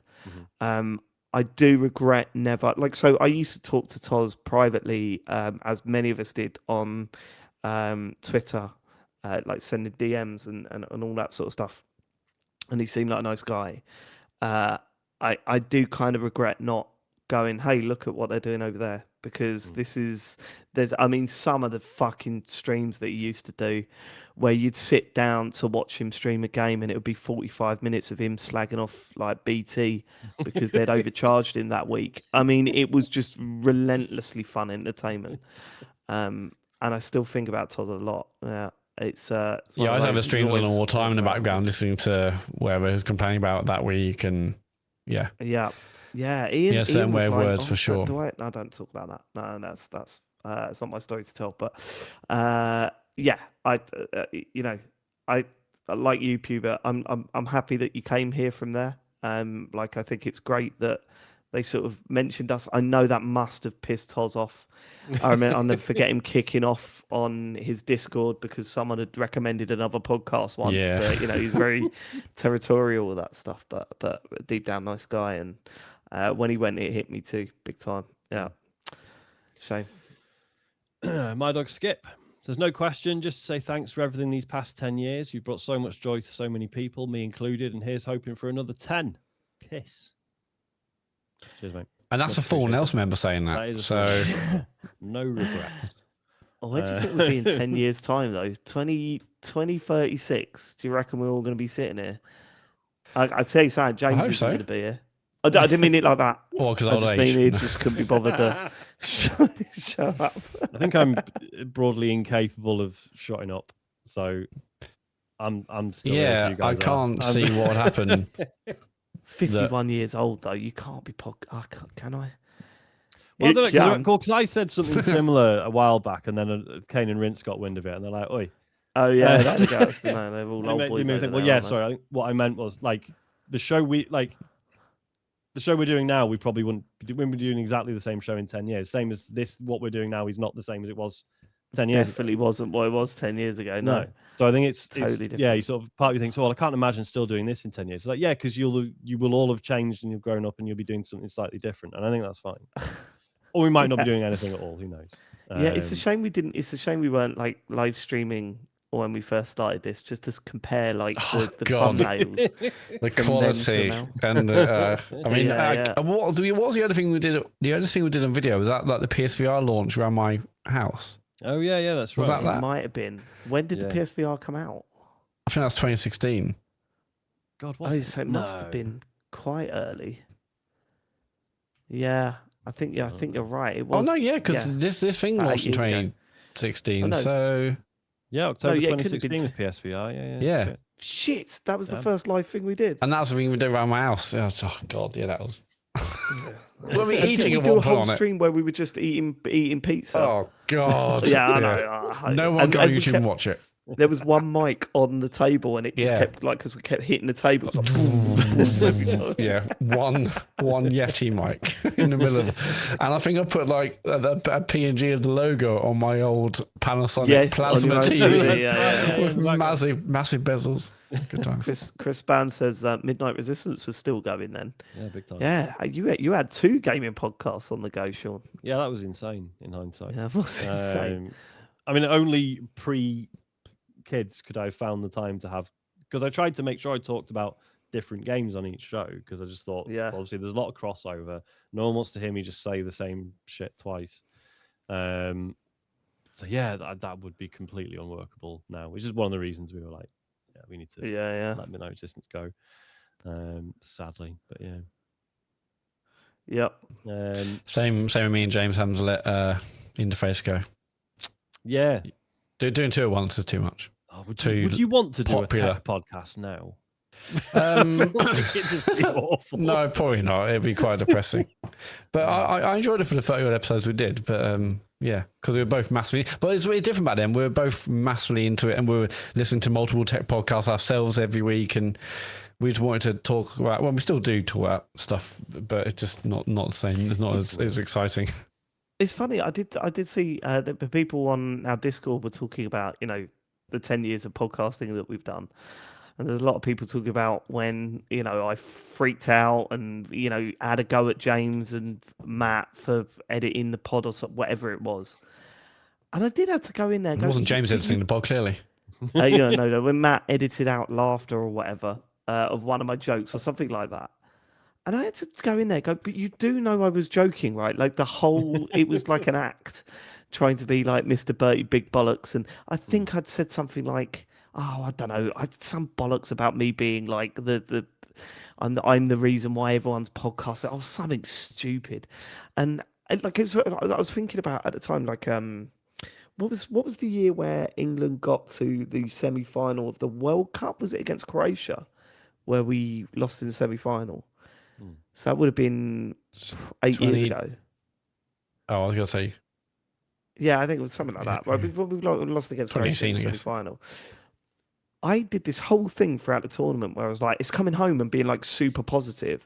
And then when we got knocked out, I said, I'm going the polar the opposite end, and was calling everyone out on Twitter and being really nasty. And I'm sitting there laughing, thinking, isn't this wild? Like, I've been positive throughout the whole thing, and now I'm being like, I was sitting there, and then someone like messaged me, I think, and just went, that was really horrible what you did on. And I was like, oh no, I was joking. It sort of felt the same on this pod, where I was like, no, and then I sort of realised, not everyone knows that you're fucking about, Dave, and maybe you need to. Well, everyone thinks everything is 100% serious, and we mean it.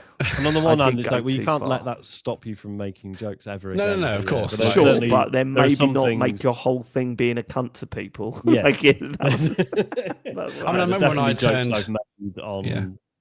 I can't remember of any proper stinkers on the computer game show, but certainly previous podcasts. Jokes I've made where I'm like, oh fuck me, what was I thinking? And really, the stuff that people took sincerely and like, yeah. I remember when I turned heel for a good few months when I was the most hated member of the pod. You hated it because you got booed at the live show. I remember you saying, I was okay with that because I think I was largely joking. It's more, I was getting a lot of abuse on Twitter. It's like, okay, well, you do know I'm joking, but obviously I played it so well, because I was kicking on for James every week, wasn't I?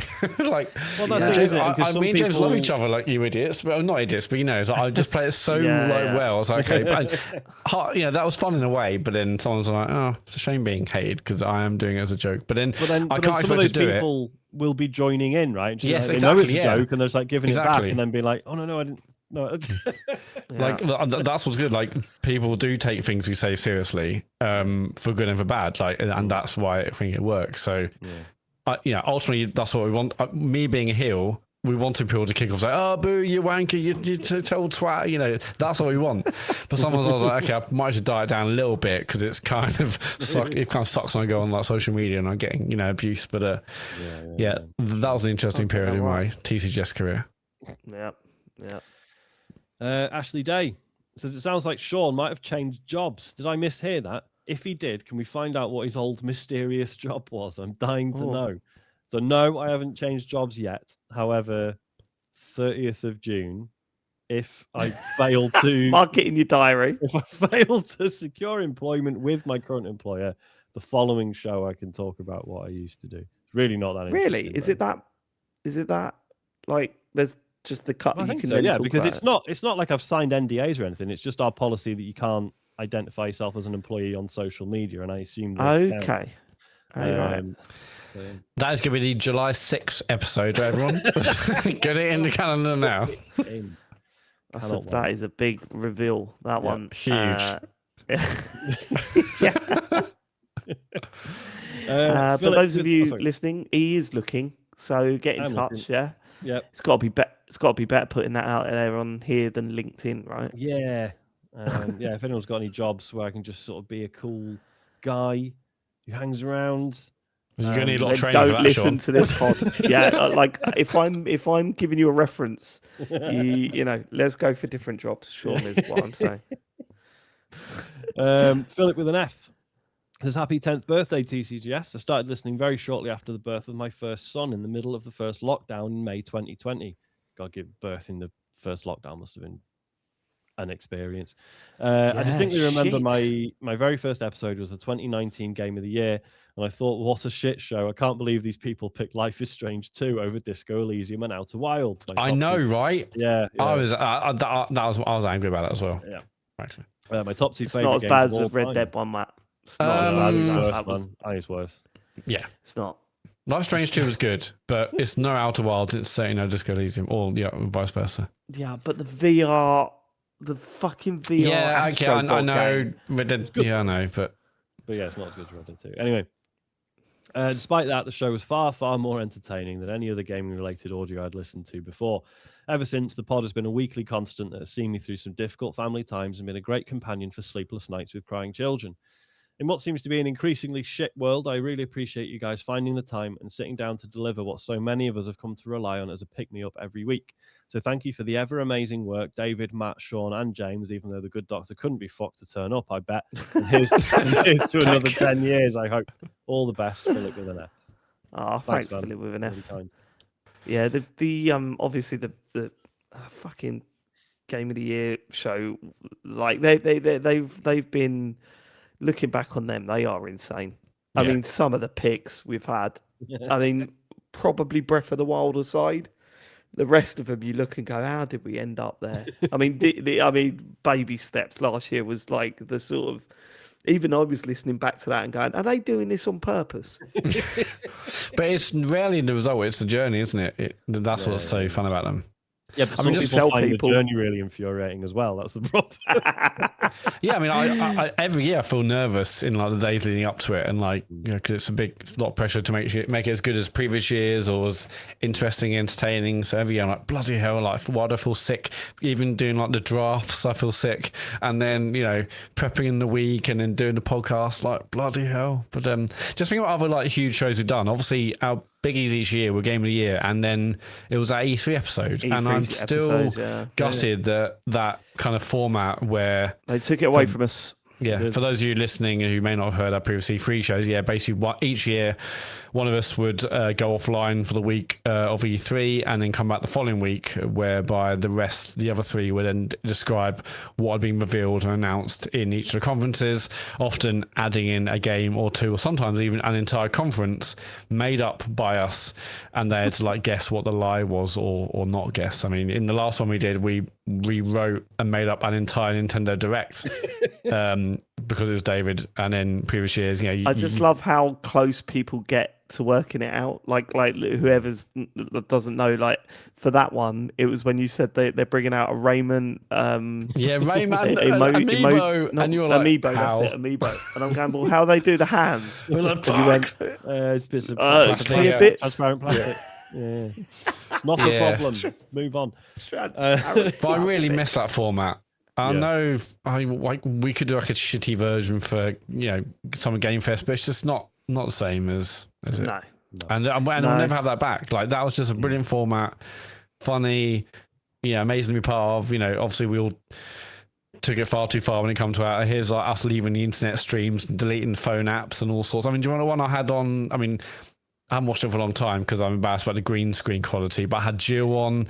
I had she interviewed me. I was deleting all the apps and stuff on my phone, so to prove I wasn't on places like Reddit, etc. David, I didn't go on Reddit. I don't go on Reddit when I'm allowed on the internet, let alone everything else.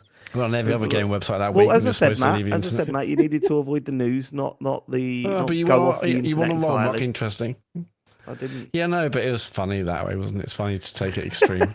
In my suit, deleting the apps. I think I had like swimming shorts on below. That was the year that we managed to convince you that you'd gone viral with that stream. You didn't convince me. You said it. I wasn't. I love it when you said that. I love it when you say that because we told you, I think you're going to be a meme because we made a GIF out of you from that stream, and you went, okay, and then. A week later, you went, no, I knew that hadn't happened. I was like, well, why didn't you say anything on the pod then? Well, yeah, I think me saying, it wasn't me going, okay, whatever. Like, it wasn't like, brilliant, am I a meme? Am I famous because I've gone viral? Matt, I think if I actually believed it, I would be like, oh my God, that's incredible. Tell me more. Not just, okay, fine. You didn't. I think, okay, fine is me saying, whatever, clean up.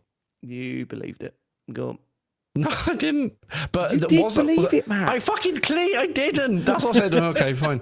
But that was the same episode where you said that there was that Splinter Cell that was Battle Royale game in various, and it goes up in like a tower block, which sounded incredible. Well, that was yeah, it's infuriating. That was a really good idea. Yeah, we can tell you that. I wonder if I've still got the doc somewhere. That wasn't the only fake game that we invented. So 1 year for April Fools, we were going to do a what you've been playing thing, and we were going to talk about a game on, episode that come out April 1st, and we invented another game. I'll have to try and find if I could find the notes from it, but we never did it in the end. I can't remember why we didn't do it, but yeah, it was. I remember the concept of the game was it was your bog standard indie sort of management sim. And then it starts to open out, and that was it. You sort of went to work every day. Oh, I've got it here. I've got the document here. What's it called? What did we call it? The game was called. Just check this is actually the thing. It's called In Charge. Oh God. Okay. Right. Yeah. Go on. Okay. Shall I read this whole doc? There? Oh no, it's massive. Actually, this doc is. God, we invented another game. This is crazy. What's it say? Go on. Right. So this was just. If it wasn't clear, we were going to do an episode that was released on April the 1st, and during what you've been playing, we were all going to talk about this game that didn't exist, that we just made up. So what was it? What's I'm going to read this whole doc. TCGS, April 1st, 2020. My proposals talk about an indie game at length on this episode. The game is made up. Here's my idea for a game. It will need input from you all! ! Title... Subject to change if anyone has a better idea. In Charge. Here's the game. In Charge is an isometric, narrative-driven moral choice game. You play as Savin, or Sav as everyone calls him. You work in the military for a fictional small country running a team of office workers. There's really not much to do. The military in this small country hasn't seen action in years. It's mainly drills and helping out the police. The game is split into days and initially appears to be a life management sim. Think Papers, Please mixed with a Telltale game but with the look of Disco Elysium. Slightly more cartoony than that though. You get up, you get ready for work, you can get the bus to work or walk. If you walk, you save money, but your mood may be affected, etc. On your journey to work, you can pop in and out of the shops, buy lunch early to work through, or get a new shirt or something. There seems to be tons of stuff you can do. At lunchtime, you can go to lunch with a team. You can go to the pub on your own. You can stay in the office. All the while, you're managing your emotion bars, budget, and relationships with the staff. Not sure about the actual work you're doing for the first few days, though. Something we need to flesh out. After a few days of this, the head of the military is found dead. There are several ways to find this out. You could switch on the TV/radio while getting ready. Maybe you popped into a shop and bought a paper, chatted to someone at the bus stop.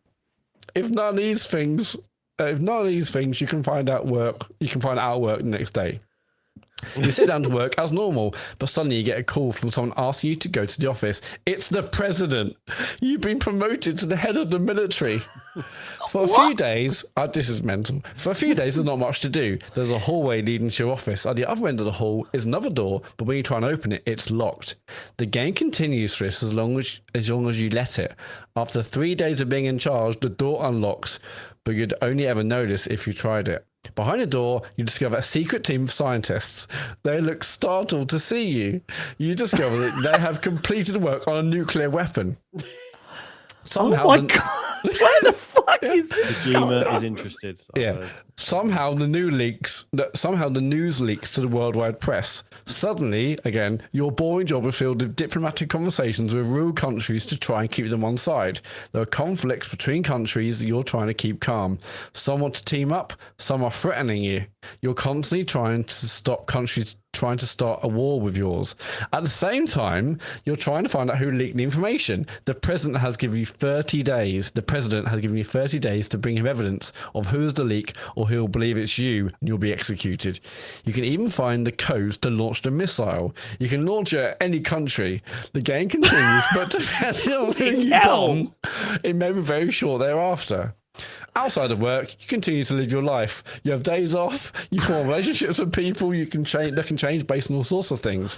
Don't shower and people won't like you. Don't follow current events and you'll get caught looking stupid. You can date people. You can get married. You can have kids.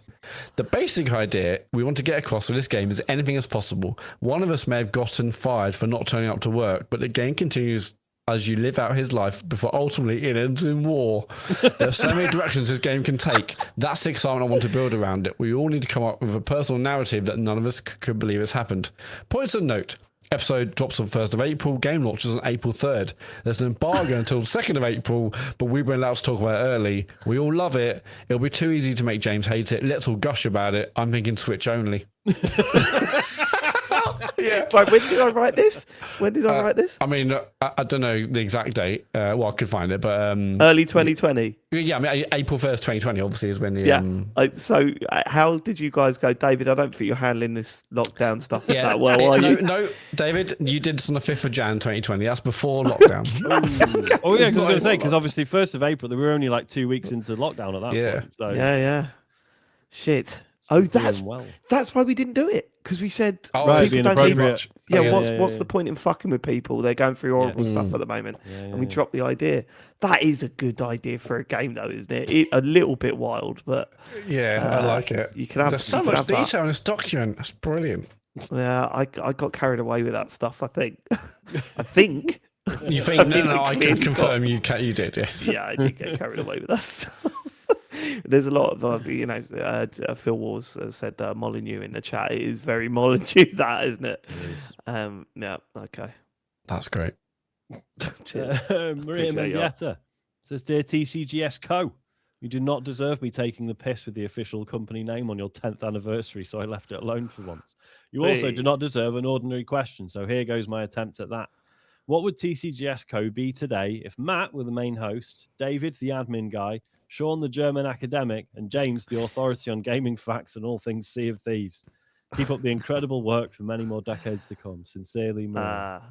I don't think the show would have lasted a year if that was the case, was it?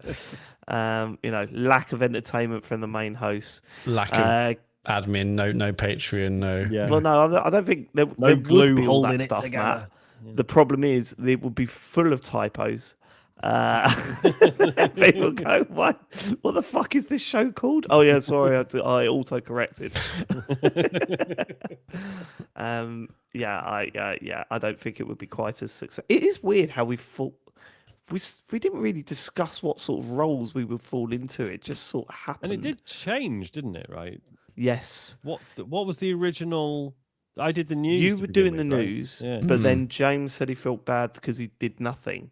And then we said, why don't you do the news then? James become the news hound. Yeah. Okay. I was always the main guy. I was always the admin guy because I liked doing all the social media stuff and making sure it was, Yeah. I was always the wild card, baby. Yeah. I didn't know where you were, whether you were coming or going, Sean.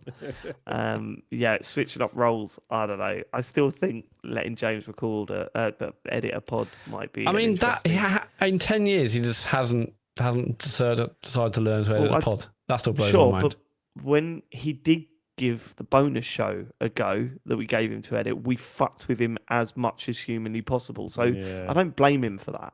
So for those of you that don't subscribe to our Patreon, he edited one of those. Sean made the tone of his audio go down, wasn't it? No, my audio slowly increased in speed over time. Yeah. Oh. Didn't you cut all your silences out, Matt, or something? I can't remember. I'm not sure what. I think I was quite kind to him. I can't remember what I did, but maybe nothing.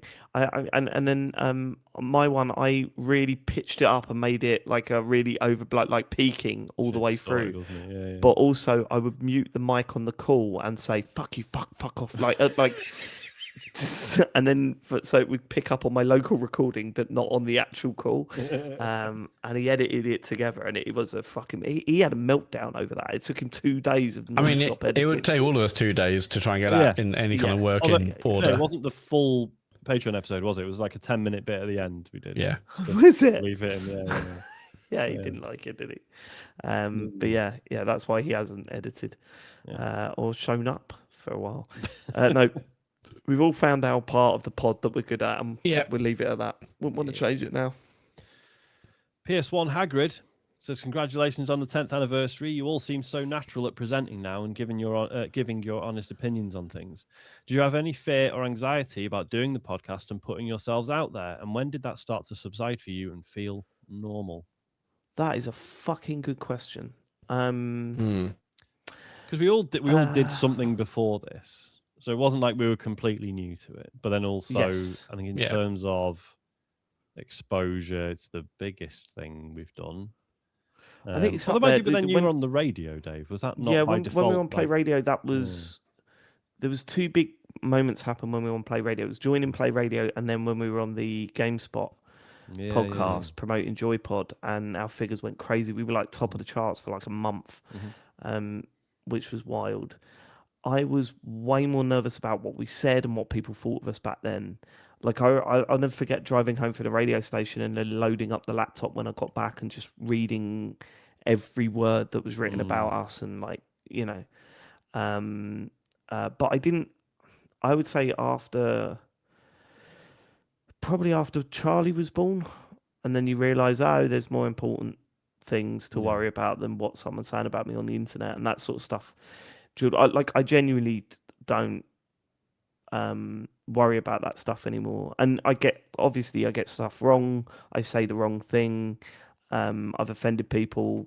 But my view has always been, if you've got the right attitude towards it, I don't go out to offend people, but if I say something that I inadvertently did not know was offensive towards someone, then I'm quite happy to go on the show the week after and go, oh, I said this last week, I just want to clear it up, I didn't know. Or like, for example, I mean, the idea that the thing that comes to mind recently is when we sort of made a joke about what was the slogan for male mental illness? It was boys get sad too. Boys get sad too thing. Yeah. And we'd made a joke about that, but not the sort of idea of what that represents. It was just the fact that every time we turned on the computer throughout that week, it was posted everywhere, right? Yeah. And then someone sort of said, I hope you weren't taking the piss out of that. But I feel like comfortable and confident enough to know that people that listen to us regularly know what we're like. Yeah. And for those that don't, hopefully they give us the sort of the breathing room to go, do you know what, that did sound bad, that wasn't what we were doing, let us explain ourselves, you know, or I wasn't aware of this, and you know, all that sort of stuff. Like once I think you when, go through that, you sort of get to the point where you're like, okay, so it's not every word I say has to be right, or I can't be wrong about this subject. I can't do. We've been through it so many times that you sort of get to the point where you go, oh no, we do have that breathing room, and we do have that understanding with our audience and stuff. That when someone does go for us, it just feels so insincere at that point that you go, okay, well that's what that person's doing on the internet today, isn't it? It's like when we're being legitimately called out on things, everyone's been really polite and respectful. Like the genuine abuse is like a whole other thing, and as you say, that's just someone being deeply unhinged, and they would do that regardless of what you were saying. So I think that takes the pressure off sitting down in front of a microphone and chatting about video games. Yeah, but I think that's why I wanted like the feedback section in, so we can be accountable and actually talk about that stuff that we do get wrong and acknowledge if we made a mistake, or we got that wrong, we should be better. Or just double down if you're James Farley. Just double down. What makes me laugh that's why that was so important. Like the genuinely hateful feedback. Sometimes they will be like, oh, and I bet you don't read this out on the show. And it's like, yeah, we won't, because you're being fucking obviously really disrespectful. You know we won't read it out.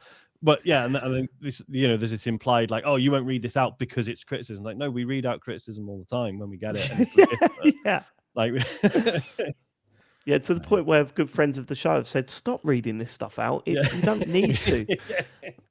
But I don't know. I kind of like that. Weird. Phil Wall says, happy B-Day, TCGS crew. What is your favourite kind of egg, chocolate or otherwise? How do you like your normal chicken eggs prepared? 6 skills, bro. Phil. Oh my God. I haven't talked to you guys about this. What's this? The stream. Yeah. No, I haven't watched it. God. I haven't watched it because you said we should discuss. Yeah, you were going to talk about it on this pod. So, as for Played by the Bell, the stream last Thursday, I went on Steam and I was like, right, what's come out today that might make an entertaining stream? And I Am Jesus Christ had been released, which is like a sincere, like interactive telling of the life and times of Jesus Christ, and like, and I went into I started doing this. Loaded it up, and I was like, just to be clear, like, I'm not here to be like, ha ha, like, I'm not here to just poke fun at it for no reason, but I do think there'll be something funny about the sort of, telling a story like that, but through the medium of games. And obviously, it's a bit janky, it's not had the biggest budget, and etc. So, anyway, for the 20-30 minutes that I tried to stream the game, I cannot explain this, right? I have not figured this out yet. Right. About once a minute or so, or sort of every 60 to 90 seconds, I guess, the stream would cut out. Like, just I'd start, like, OBS is like, you're dropping frames, and then people in the chat be like, oh, what's happening? The stream's gone dead. And then it would come back in, and pretty much every time a bot in the chat would say, like, 6 kills, bro. Or something. Or what? say something like, oh my God, that was clutch, or whatever. And But that just Do you kept reckon happening. someone was fucking with you then? I have no idea. Only we can obviously add bots to our channel. Well, this is it. And if you want it in the game, you have to kind of acknowledge it, exactly, you have to, accept admin so, rights, games, etc. Yeah, like, so games have like Twitch integration, but you have to authorize it and like go out of your way to add that. Right. So I do not know. And yeah, so basically after a bit, I was like, look, this isn't working. Let me just close the game and I'll just chat for a minute and see if it levels out. And yeah, and it was absolutely fine. No more bots, no more crap. No, obviously, a game like messing up the stream and making OBS have a panic or whatever, that's normal. But it was the fact that these bot messages were coming in every time. That's so bizarre, fucking, isn't it? Absolutely bizarre. And yeah, so then I just streamed like 2 hours of a different game instead, and it was absolutely Is the game fine. worth playing then? What I saw of it, nah, not really. Okay. Yeah, see, in my head, that is definitely someone trying to shut down people taking a piss out of a religious game, right? But then I looked on Twitch, and there's plenty of other people streaming it. So I was like, it's not like everyone's going, oh, there's something really wrong with this, or I don't know. How weird. No answer. Anyway, favorite kind of egg, chocolate or otherwise, and how do you like your normal chicken eggs prepared? Scrambled for me, thank you. See, I love a fried egg, but scrambled is top boy, isn't it? On a little bit of pepper in there, a little dollop of mayonnaise. Lovely old job. I mean, I had boiled eggs every day, so that's. But I think. Oh yeah, you're one of those guys now. Yeah. Boiled eggs on my protein bread, yeah, for sure. But yeah, I mean, scrambled egg, I'll taste it, or poached egg. But poached is good. Yeah, I just have my boiled eggs every day. I like them. I like them. Poached eggs is what? I said poached eggs is good. Nice. It's fat, isn't it? It's a fat. Yeah, it's a bit of a faff. I'll tell you what, we don't have boiled eggs in this house anymore. I remember you used to be able to literally get plates specifically for boiled egg and soldiers, wasn't it? Yeah. With the little, it was like a little round thing with a little holder in the middle. You crack that and just fucking get all your soldiers around the. Again, mine are hard boiled eggs as well, just to clarify. Right, mate. None of you. You're not one of those guys that puts loads of them in a jug with a big thick straw. No, I've seen that guy, but no. Yeah. But a chocolate egg is nice, but chocolate eggs are all right.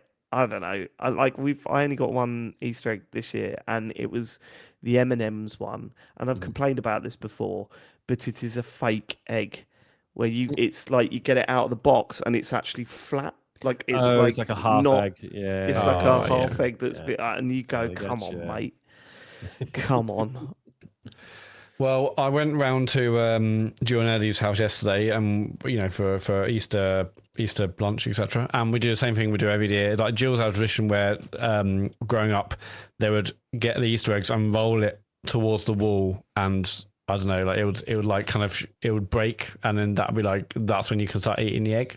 I don't know. It's like a thing that their family's always done, where they kind of roll the eggs against a skirting board. It's a thing. So now Like we Jesus do it. did. Yeah, and we do it. And obviously every year, I do a couple of tiny rolls where they barely hit the skirting board, and then a third one where it basically shatters into a million pieces. Everyone laughs. Blah blah blah. That's how Easter starts. But we'll also do an Easter egg. I don't know. It's a tradition that Jill's had in the family. I want you to do like some sort of sermon on Easter Sunday at some point and go, and that's how Easter starts.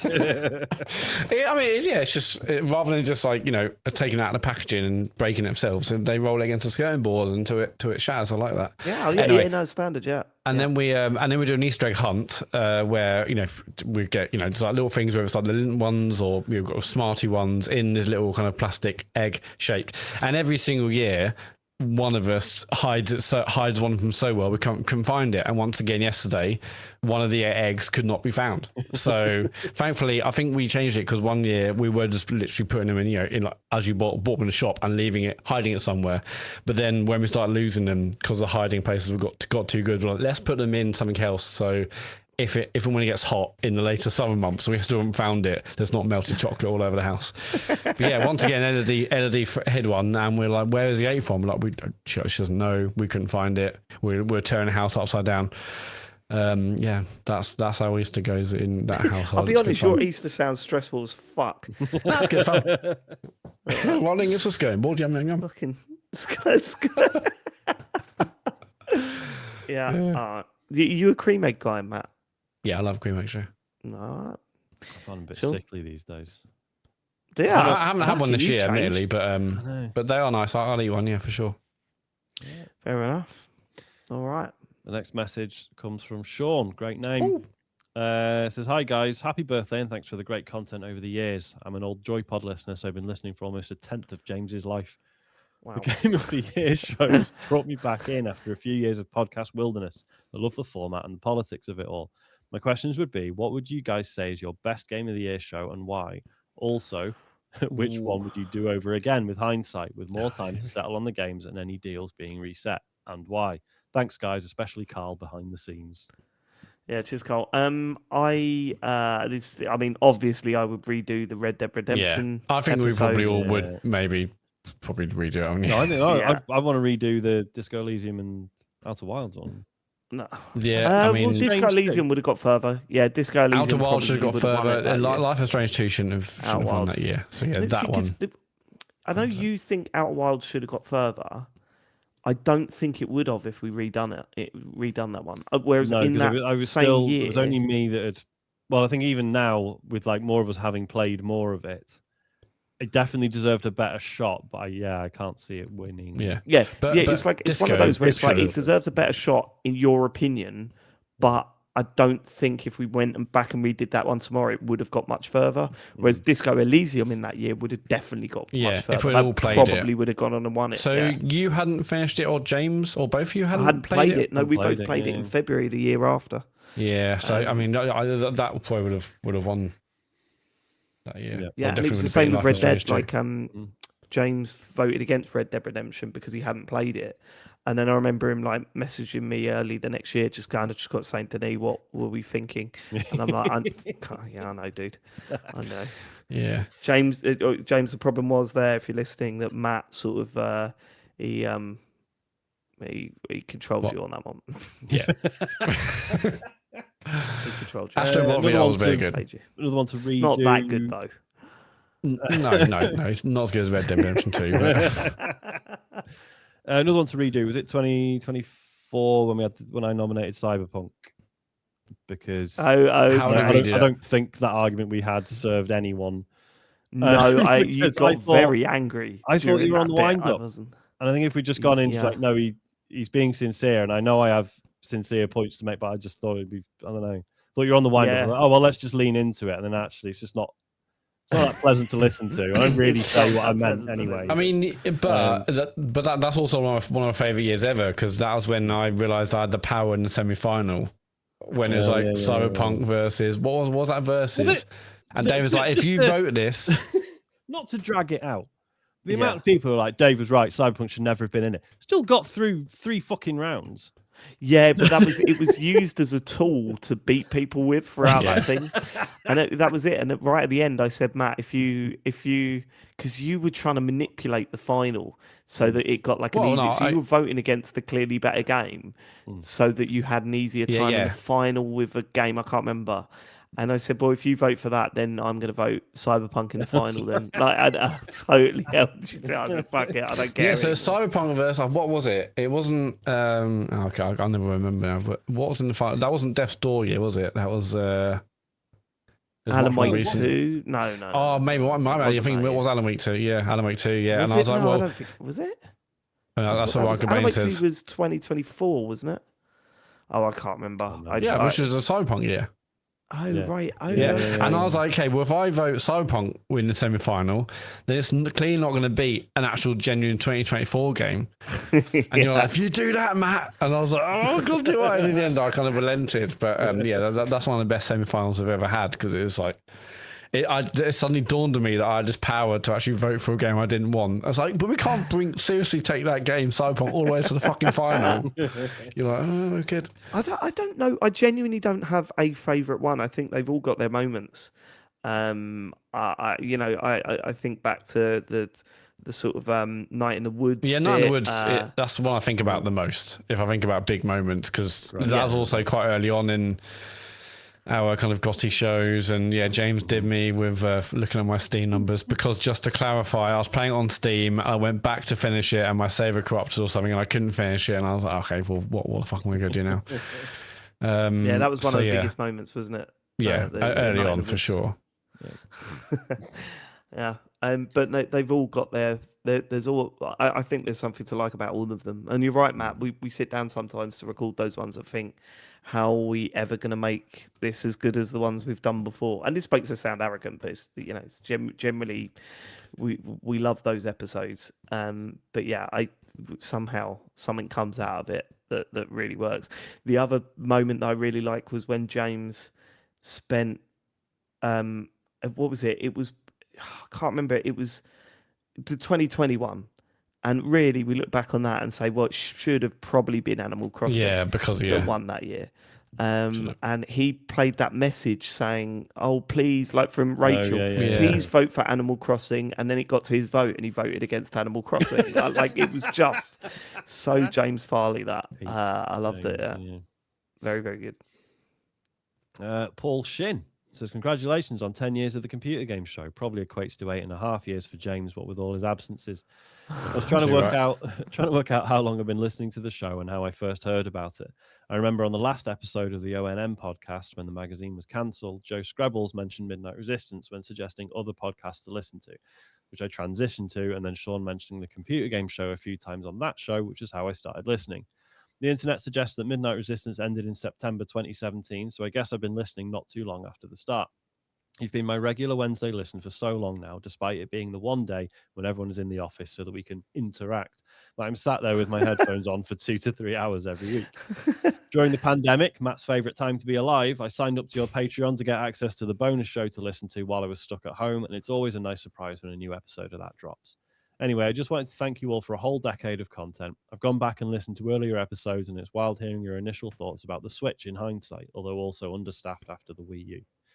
Yeah. Looking forward to James nominating the Talking Flower as his wild card for Game of the Year this year. Paul.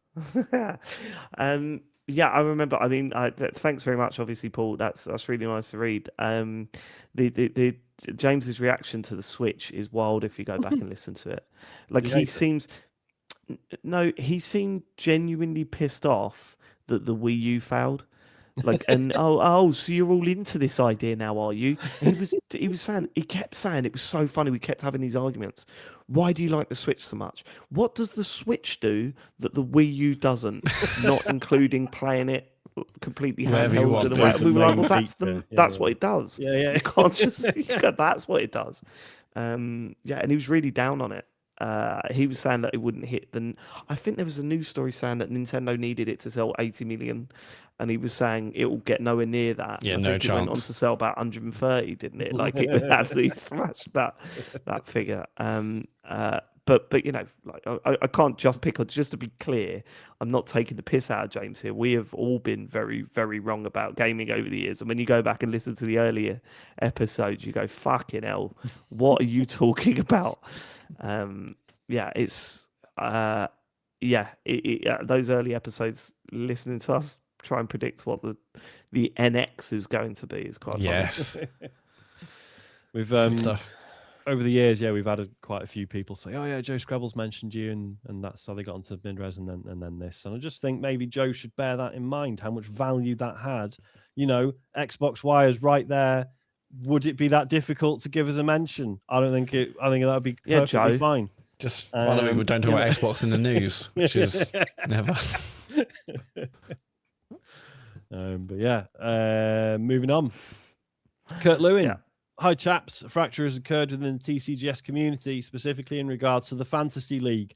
A certain someone whose name resembles a famous Top Gear character had insider information of the quality of a game after getting early access to a code for it, and then he wanted to bid for that game. Now, to me, this is a classic case of asymmetric information. When one person has access to information, others in the market do not, which they then use to their own advantage. And to me, this is cheating. However, others in the Discord think that this behavior is fine. One member even described this behavior as just like having extra training. I could only assume this person would have told Lance Armstrong to just tell everyone he had a few extra days on the bike. Where do you stand on this controversial issue, chaps? I think it's fair game. Do you reckon? That's why I was going to say it's bad. I'll say it's cheating. It was only a couple of days. I think if the whole point of the fantasy stuff is that you're betting before any critical consensus has been like.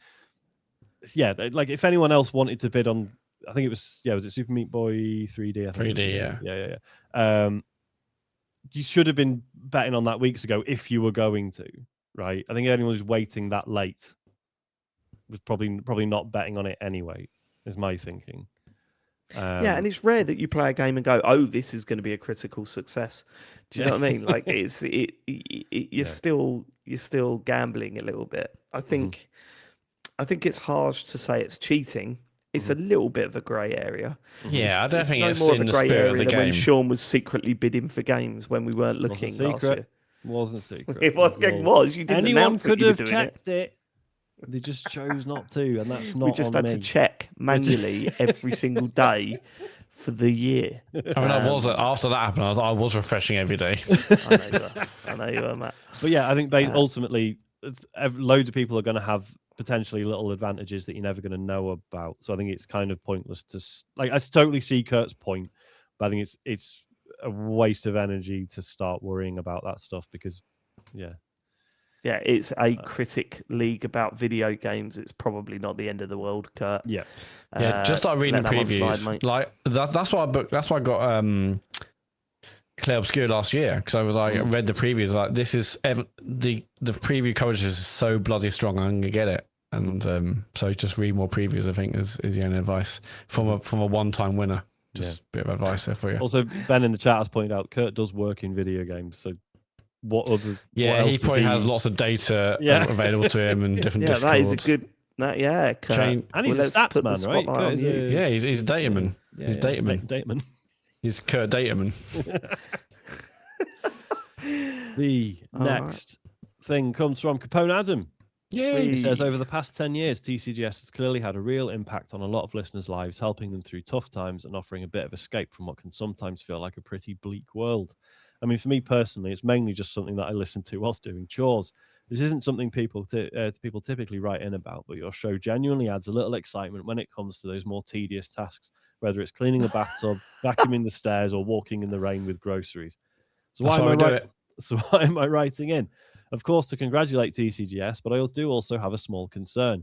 If you're encouraging people to celebrate this milestone now, what happens a few weeks later when you hit episode 500? It might feel a bit over the top if people write in twice to celebrate, once for the 10-year mark and again so soon after for episode 500. You need to decide on which is the bigger milestone, 10 years or 500 episodes.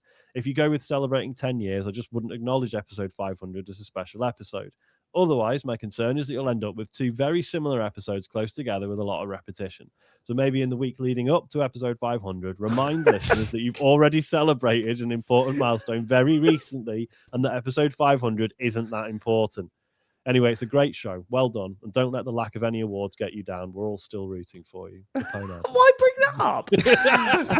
Got a lot of thoughts on that, hasn't he, Adam?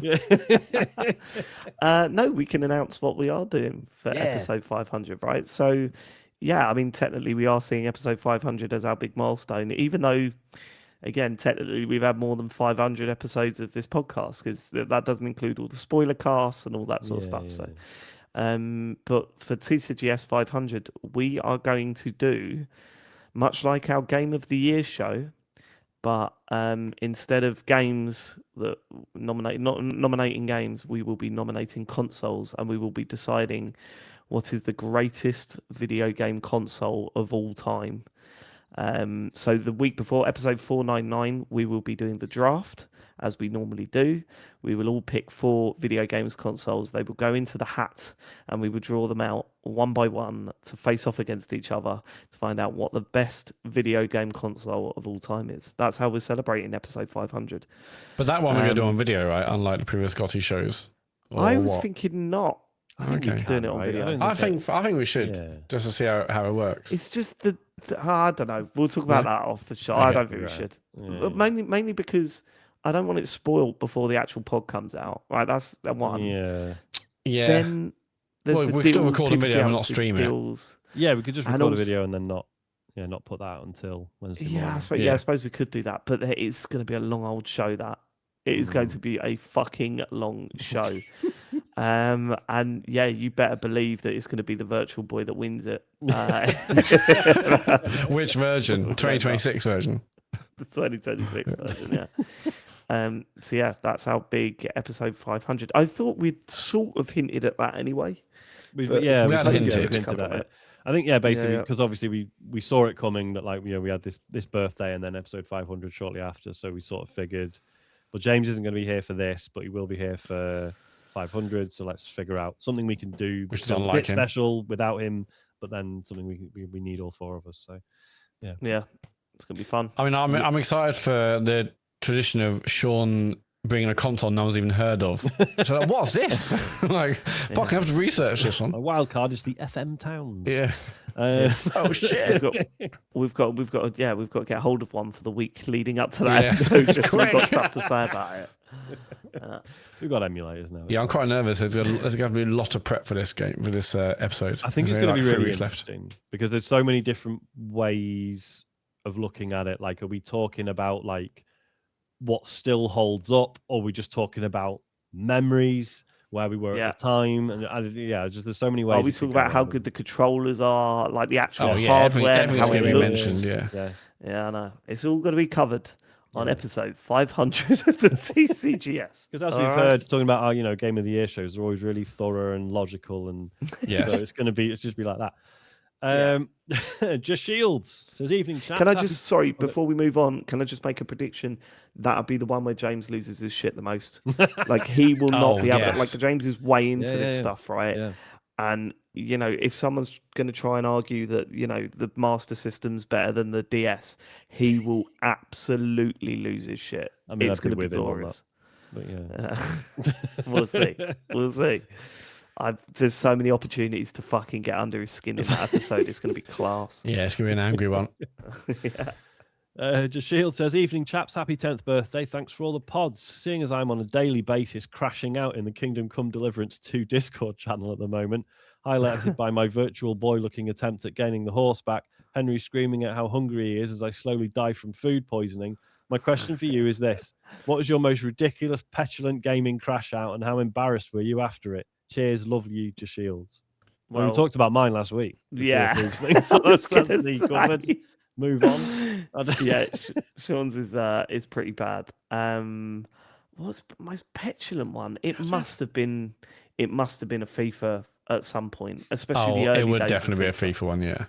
I remember when I used to get, now it is seen as the correct thing to do to forfeit, right? If you are getting smashed, forfeit the game because it saves us time. No one likes hammering someone 12-0 or whatever. You get bored of it. Yeah. So just forfeit. It's like it's a whole thing in Rocket League. If you're 3-4-0 up or whatever and you're clearly in a different class, you go, do you know what? I'm not going to waste your time. I'm going to get out of here. You continue. But I remember there was a time in FIFA where I was fuming at people that quit before the end of a game. So much so that I made a Twitter account called FIFA Quitters. Yeah, your picture on my iPhone was still that FIFA quitters thing for years. Really? Yeah. It was just the gamer tags, list of gamer tags of people that have quit out on. How sad is that? Oh, yeah, I'm going to show them. I'm going to tweet their gamer tag to let people know that they quit early. Oh, yeah, not for me. Don't like that.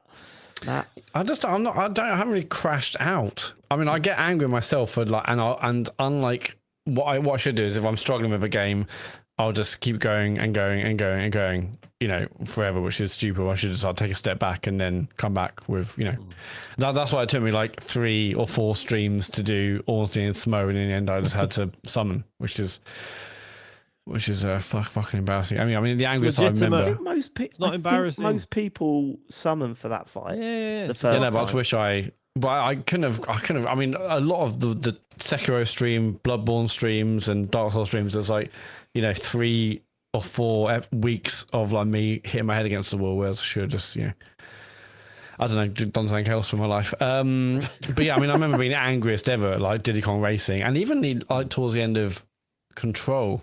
Because I remember that game, because I was like, I think I'm near the end. It was like midnight, and in the end I was there till 4 a.m.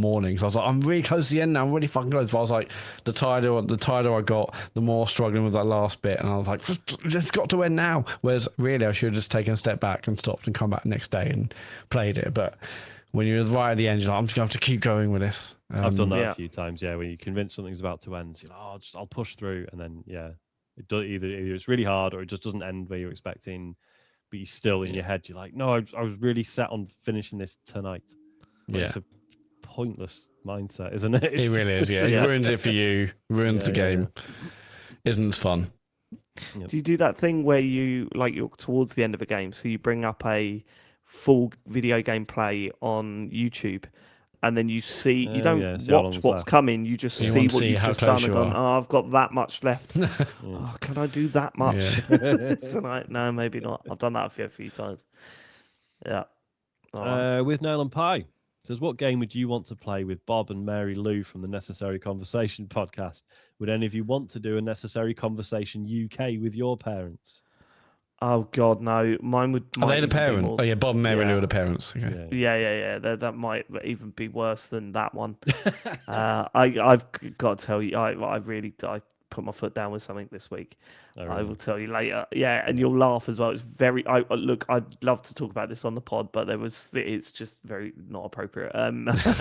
But this weekend, I very much put my foot down on something and cut a conversation off. Clipped it just as it was starting to grow. What game would I like to play? I mean, it'd have to be something, probably Spec Ops: The Line. Just sit there and watch make and play Spec Ops: The Line. Go, what did you get out of that? What did you think? What do you think? Yeah. What do you think? Did it make you think? No. Yeah, that show is. I struggle with that show at times. And it's like so depressing. I was going to say, it does sound upsetting. I mean, I saw the clips you shared, and I followed them on Instagram, and I unfollowed within like an hour. I was like, I don't want to see this. It's too depressing for me. I don't want to see it. But he is a lot like James Farley, and he knows it's that leaning back, not really into the pod attitude. Just see James Farley in that. But yeah, no, Spec Ops: The Line. That would be my game. And would I want to do Necessary Conversation UK with my parents? Absolutely not. I mean, it's bad enough if, the odd subject pops up. I still remember after Brexit, because my parents were it's good because, for their reasons, which was stupid. Well, obviously, because of the economy, and now we're getting our power back. We can. Yeah. Well, I mean, I said, how's always control feel like? And they didn't have an answer for that. What's always control feel like now? My dad hasn't mentioned the fishing. Since that referendum, actually. What about straight bananas? Straight bananas. Annoying. Sorry to boast. Politically, my parents are both pretty sound, so be all right. Okay, well, that's good. Yeah, cool. Lucky Just you. you going, yeah, do you agree with this? And then going, yeah. And all right, cool. Well, they're both really right wing as well, are they? Yeah. Our values are aligned. Ryan Cobain says, "Dear TCGS constructs of the mind, in the beginning there was an idea that 3 white middle-aged British guys and their friend James had to create a gaming podcast.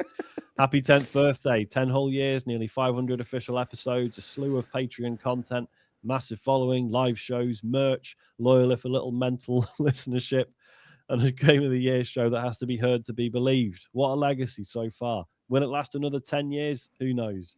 My question is this: how do you think gaming will look in 10 years, and what are your favorite changes to gaming over the last 10 years? Thanks for teaching us to live it, keep it natural, Ryan Cobain." Yeah, consoles will be $8,000. Yeah, We'll be on the PS5 and the Xbox, 3 or 4 generations of the Xbox between then and now, I think, in 10 years. I mean, we should say, he jokes about, middle-aged British guys. We weren't middle-aged when this started. We were young. We were just young whippersnappers. 31. Fresh face. Yeah, I suppose that is. Yeah, 33. Just out of our 20s. And now it feels like I'm genuinely looking at my pension options.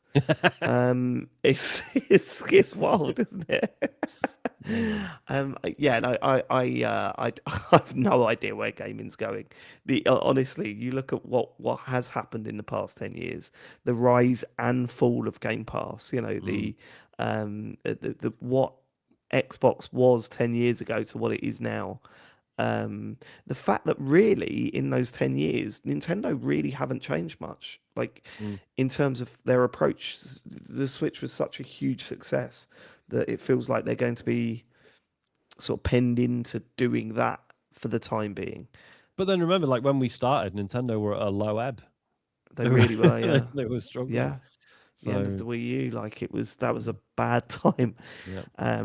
But then also the types of games we're playing and I'm struggling to find anything at the moment to take me away from the likes of Arc Raiders still, and that's concerning for a video game podcaster.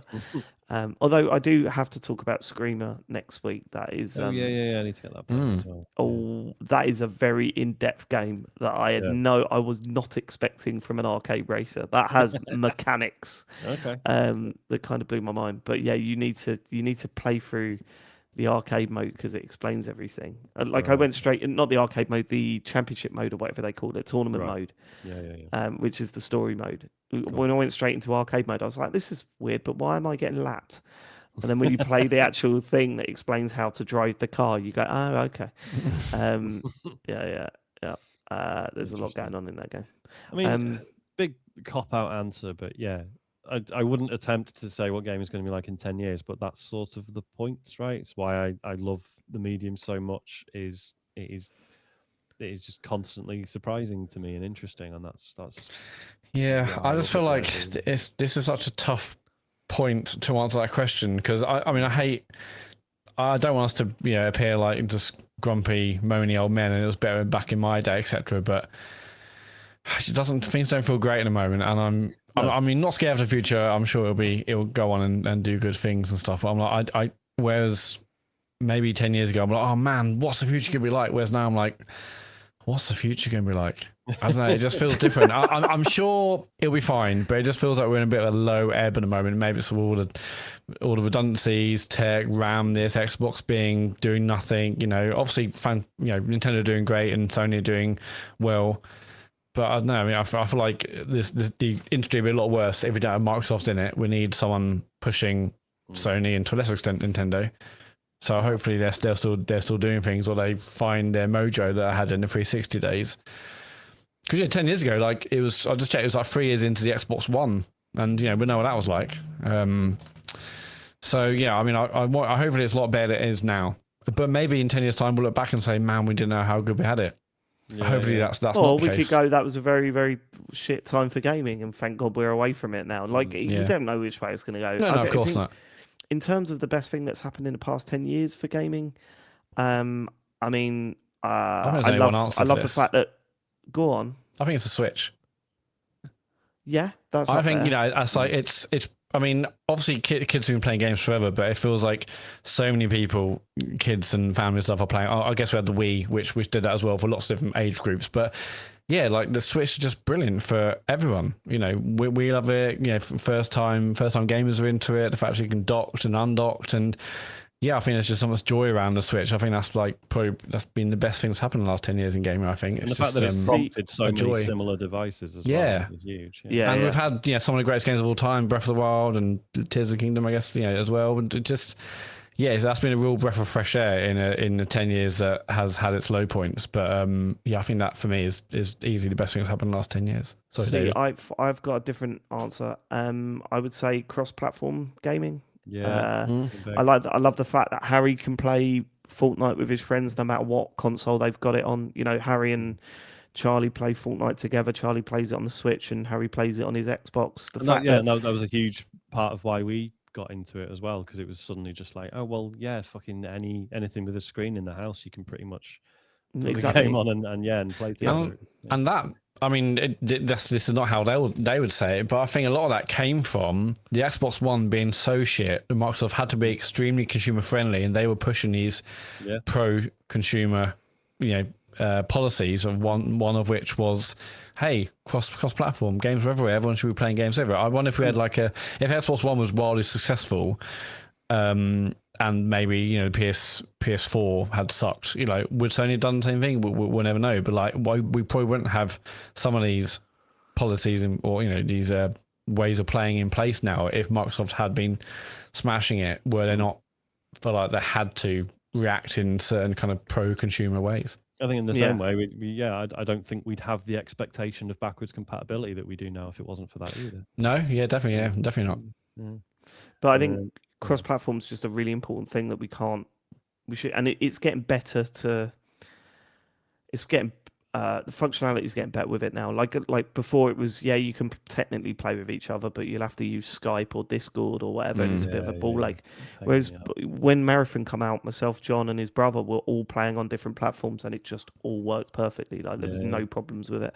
You're getting the same with Arc Raiders. Once you get through the in-system friends list or whatever, once you get through that, or suddenly it becomes a really accessible game that do you want to play with us? You can play it on whatever you got. I think that's a really cool thing that's happened in the past 10 years for sure, because that would have been unheard of 10 years ago. What, I can play a game on my Switch against people on Xbox? That's that is wild, isn't it? Now you can do that, absolutely. Another big change is how easy it is to share video of your gameplay now. Well, that's been that is good for a long while now. But I wish it was easier. I mean, I think when I first started doing it, I had like a different Twitter account which I used to export to Twitter at the time and then download from there. But but now the PlayStation app and Xbox app, you can just download. And I guess in Nintendo as well, you can save the video through the app. Yeah, Nintendo does that. It is a lot better. Yeah, that is and I nice. think that as well as just being fun to do, I think that shapes. So, helps shape what sort of games end up being successful, because there are games that do really well out of generating funny clips. And yeah. All right, we're on the last one, lads. It's from Warner.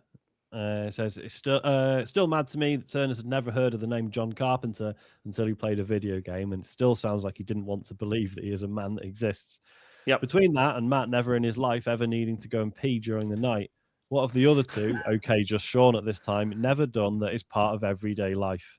Thanks for living it for 10 years and being part of our lives. Can I just say, I listened back, and at the time I never said never, I just said I don't do that. It's I generally don't go to the toilet in the night either. I just thought, okay. Well, no, I haven't. I mean, I'm sure it will come someday, but it's just. it's not. I'm sure I have done it in my life. I didn't say never. I've listened back to it, but anyway. Okay, well, that's not how it's going to be remembered when I keep saying that you. Well, exactly. It's another meme that won't die. Matt's never weed in his life. This is a really easy one for Sean, and this was Patreon. We've spoken about it on the main show before, though. But when Sean about 2 years ago said that he'd never heard Elton John's Christmas hit, Step Into Christmas, that is the ultimate. We would just. I think we just didn't believe you for a long time. We were like, step into Christmas, and they're going, no. And I'm like, wait, we'll play you the opening minute. When it kicks off, you'll know exactly you'll recognise what this. we're talking about. It started, and you were like, never heard this song in my life. And I'm like, how? And then, like 2 weeks later, I was in Astor, and I was like, "Hey, step into Christmas." It's that new song that I heard last week. There's probably others, right? Never been to a football match. Is that that's not normal kind for a lot of of people? I've never been to a rugby sport, match. It's not. It's I've been reliably informed that everyone likes football. So. I like there was a friend of ours, I won't name them, but there was a mutual friend of James Farley and I, who once told us that she doesn't like music. I remember you telling me this.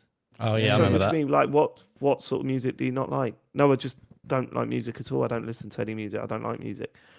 We were like, no, but how is that even what? Yeah, it's like when people say, "I don't watch films." Like Michael Owen once said he doesn't like movies or doesn't watch movies.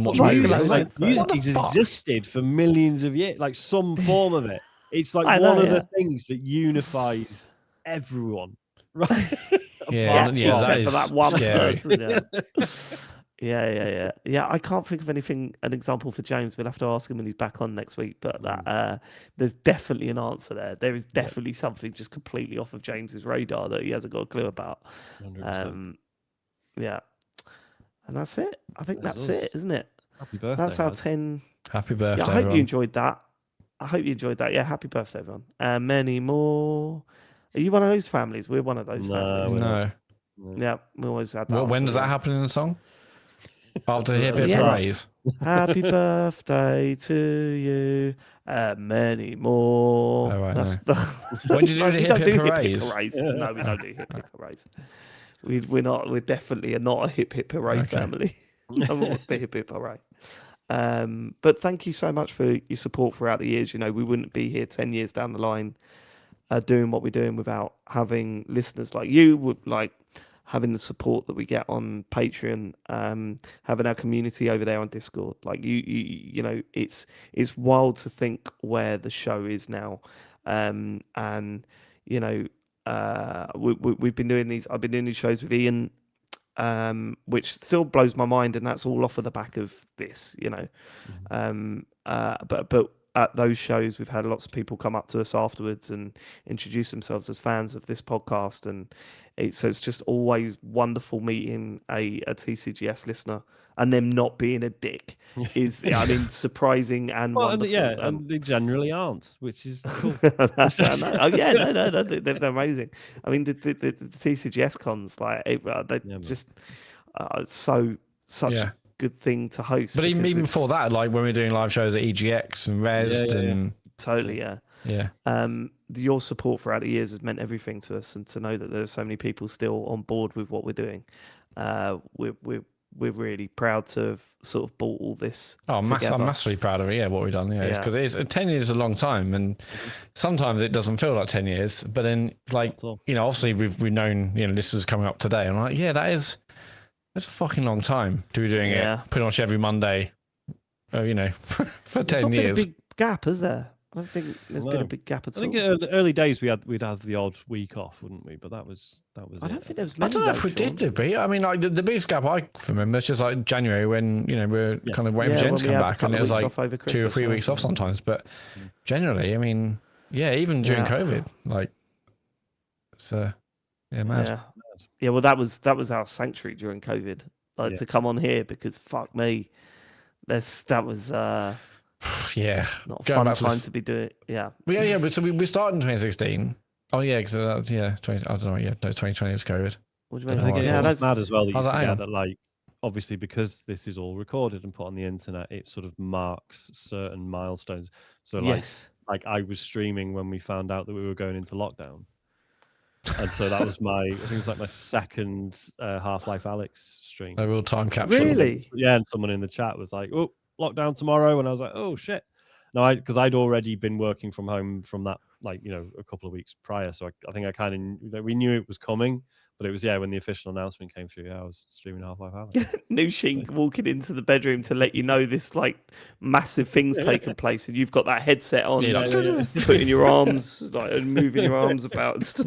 Forget it. He'll be fine. Just realizing that it doesn't really change much for me anyway. So it's but yeah, I mean, I fucking love doing this. And I don't say this enough. I love you boys as well, James as well. If you love you boys too. For once, it is a dream come true. Like I fucking love that we get to do this, and say the support we get and everything is just unreal. So yeah, thank you. Yeah, thank you. Matt, do you want to do socials before we head off? Can do. For another week. Play by the Bell still happening. Check out last week's Jesus Christ stream. That's us on YouTube. But yeah, this Thursday from 9 another Play by the Bell, Sean. Yeah, I don't know what I'm going to play, but yeah. There'll be a new one. So that's twitch.tv/TCGS if you want to watch Sean play a random game in this week's Play by the Bell. That's live from 9 p.m. on Thursday night. No Reanimal this week. We're still waiting for James to come back. When James comes back, we'll be playing that again. If you have Amazon Prime Twitch account, connect them, and you get something called Prime Gaming. And if you do it, you get a free subscription to give to any channel of your choosing. We get a little bit of money for that. So if you've done that up to now, thank you ever so much for 10 years of that. And if you haven't done it, why not connect your accounts and do it right now, or when Sean plays, or whenever you want in the week. Go to our channel, we can give us your free subscription. If you miss the streams live, go to YouTube. You can search TCGS on YouTube and you watch this podcast on video. You can watch the streams. You can see our kind of best of moments, our old Twitch compilations, our old Game of the Year episodes. They're all on YouTube, as well as other little clips here and there. And tcgs.co is our website, which links to our incredible Discord community that's been going for so long now, but I love being here every day. Hearing what everyone's got to say, it's just growing every day, which I think is awesome. And our store is on there if you want to get some James Farley merch or just general TCGS merch. Patreon if you want to support what we're doing, keeps going for another 10 years. Patreon.com/TCGS as an exclusive monthly bonus podcast, which we've also loved doing over the years. I mean, when did we start Patreon? Was it 2018, 2017? Yeah, it must have been, yeah, it was when I wasn't on the show at the time. Yeah. Anyway, yeah. So Patreon is like there's 7 or 8 years of Patreon bonus shows on there to listen to as well if you want. And it's all over at tcgs.co. Thank you so much for living it, and thank you for all your support over the years. We will catch you for the next 10 years, starting with next week's show. James Farley returns. Goodbye, everybody. We love you. Goodbye. Bye-bye. Goodbye.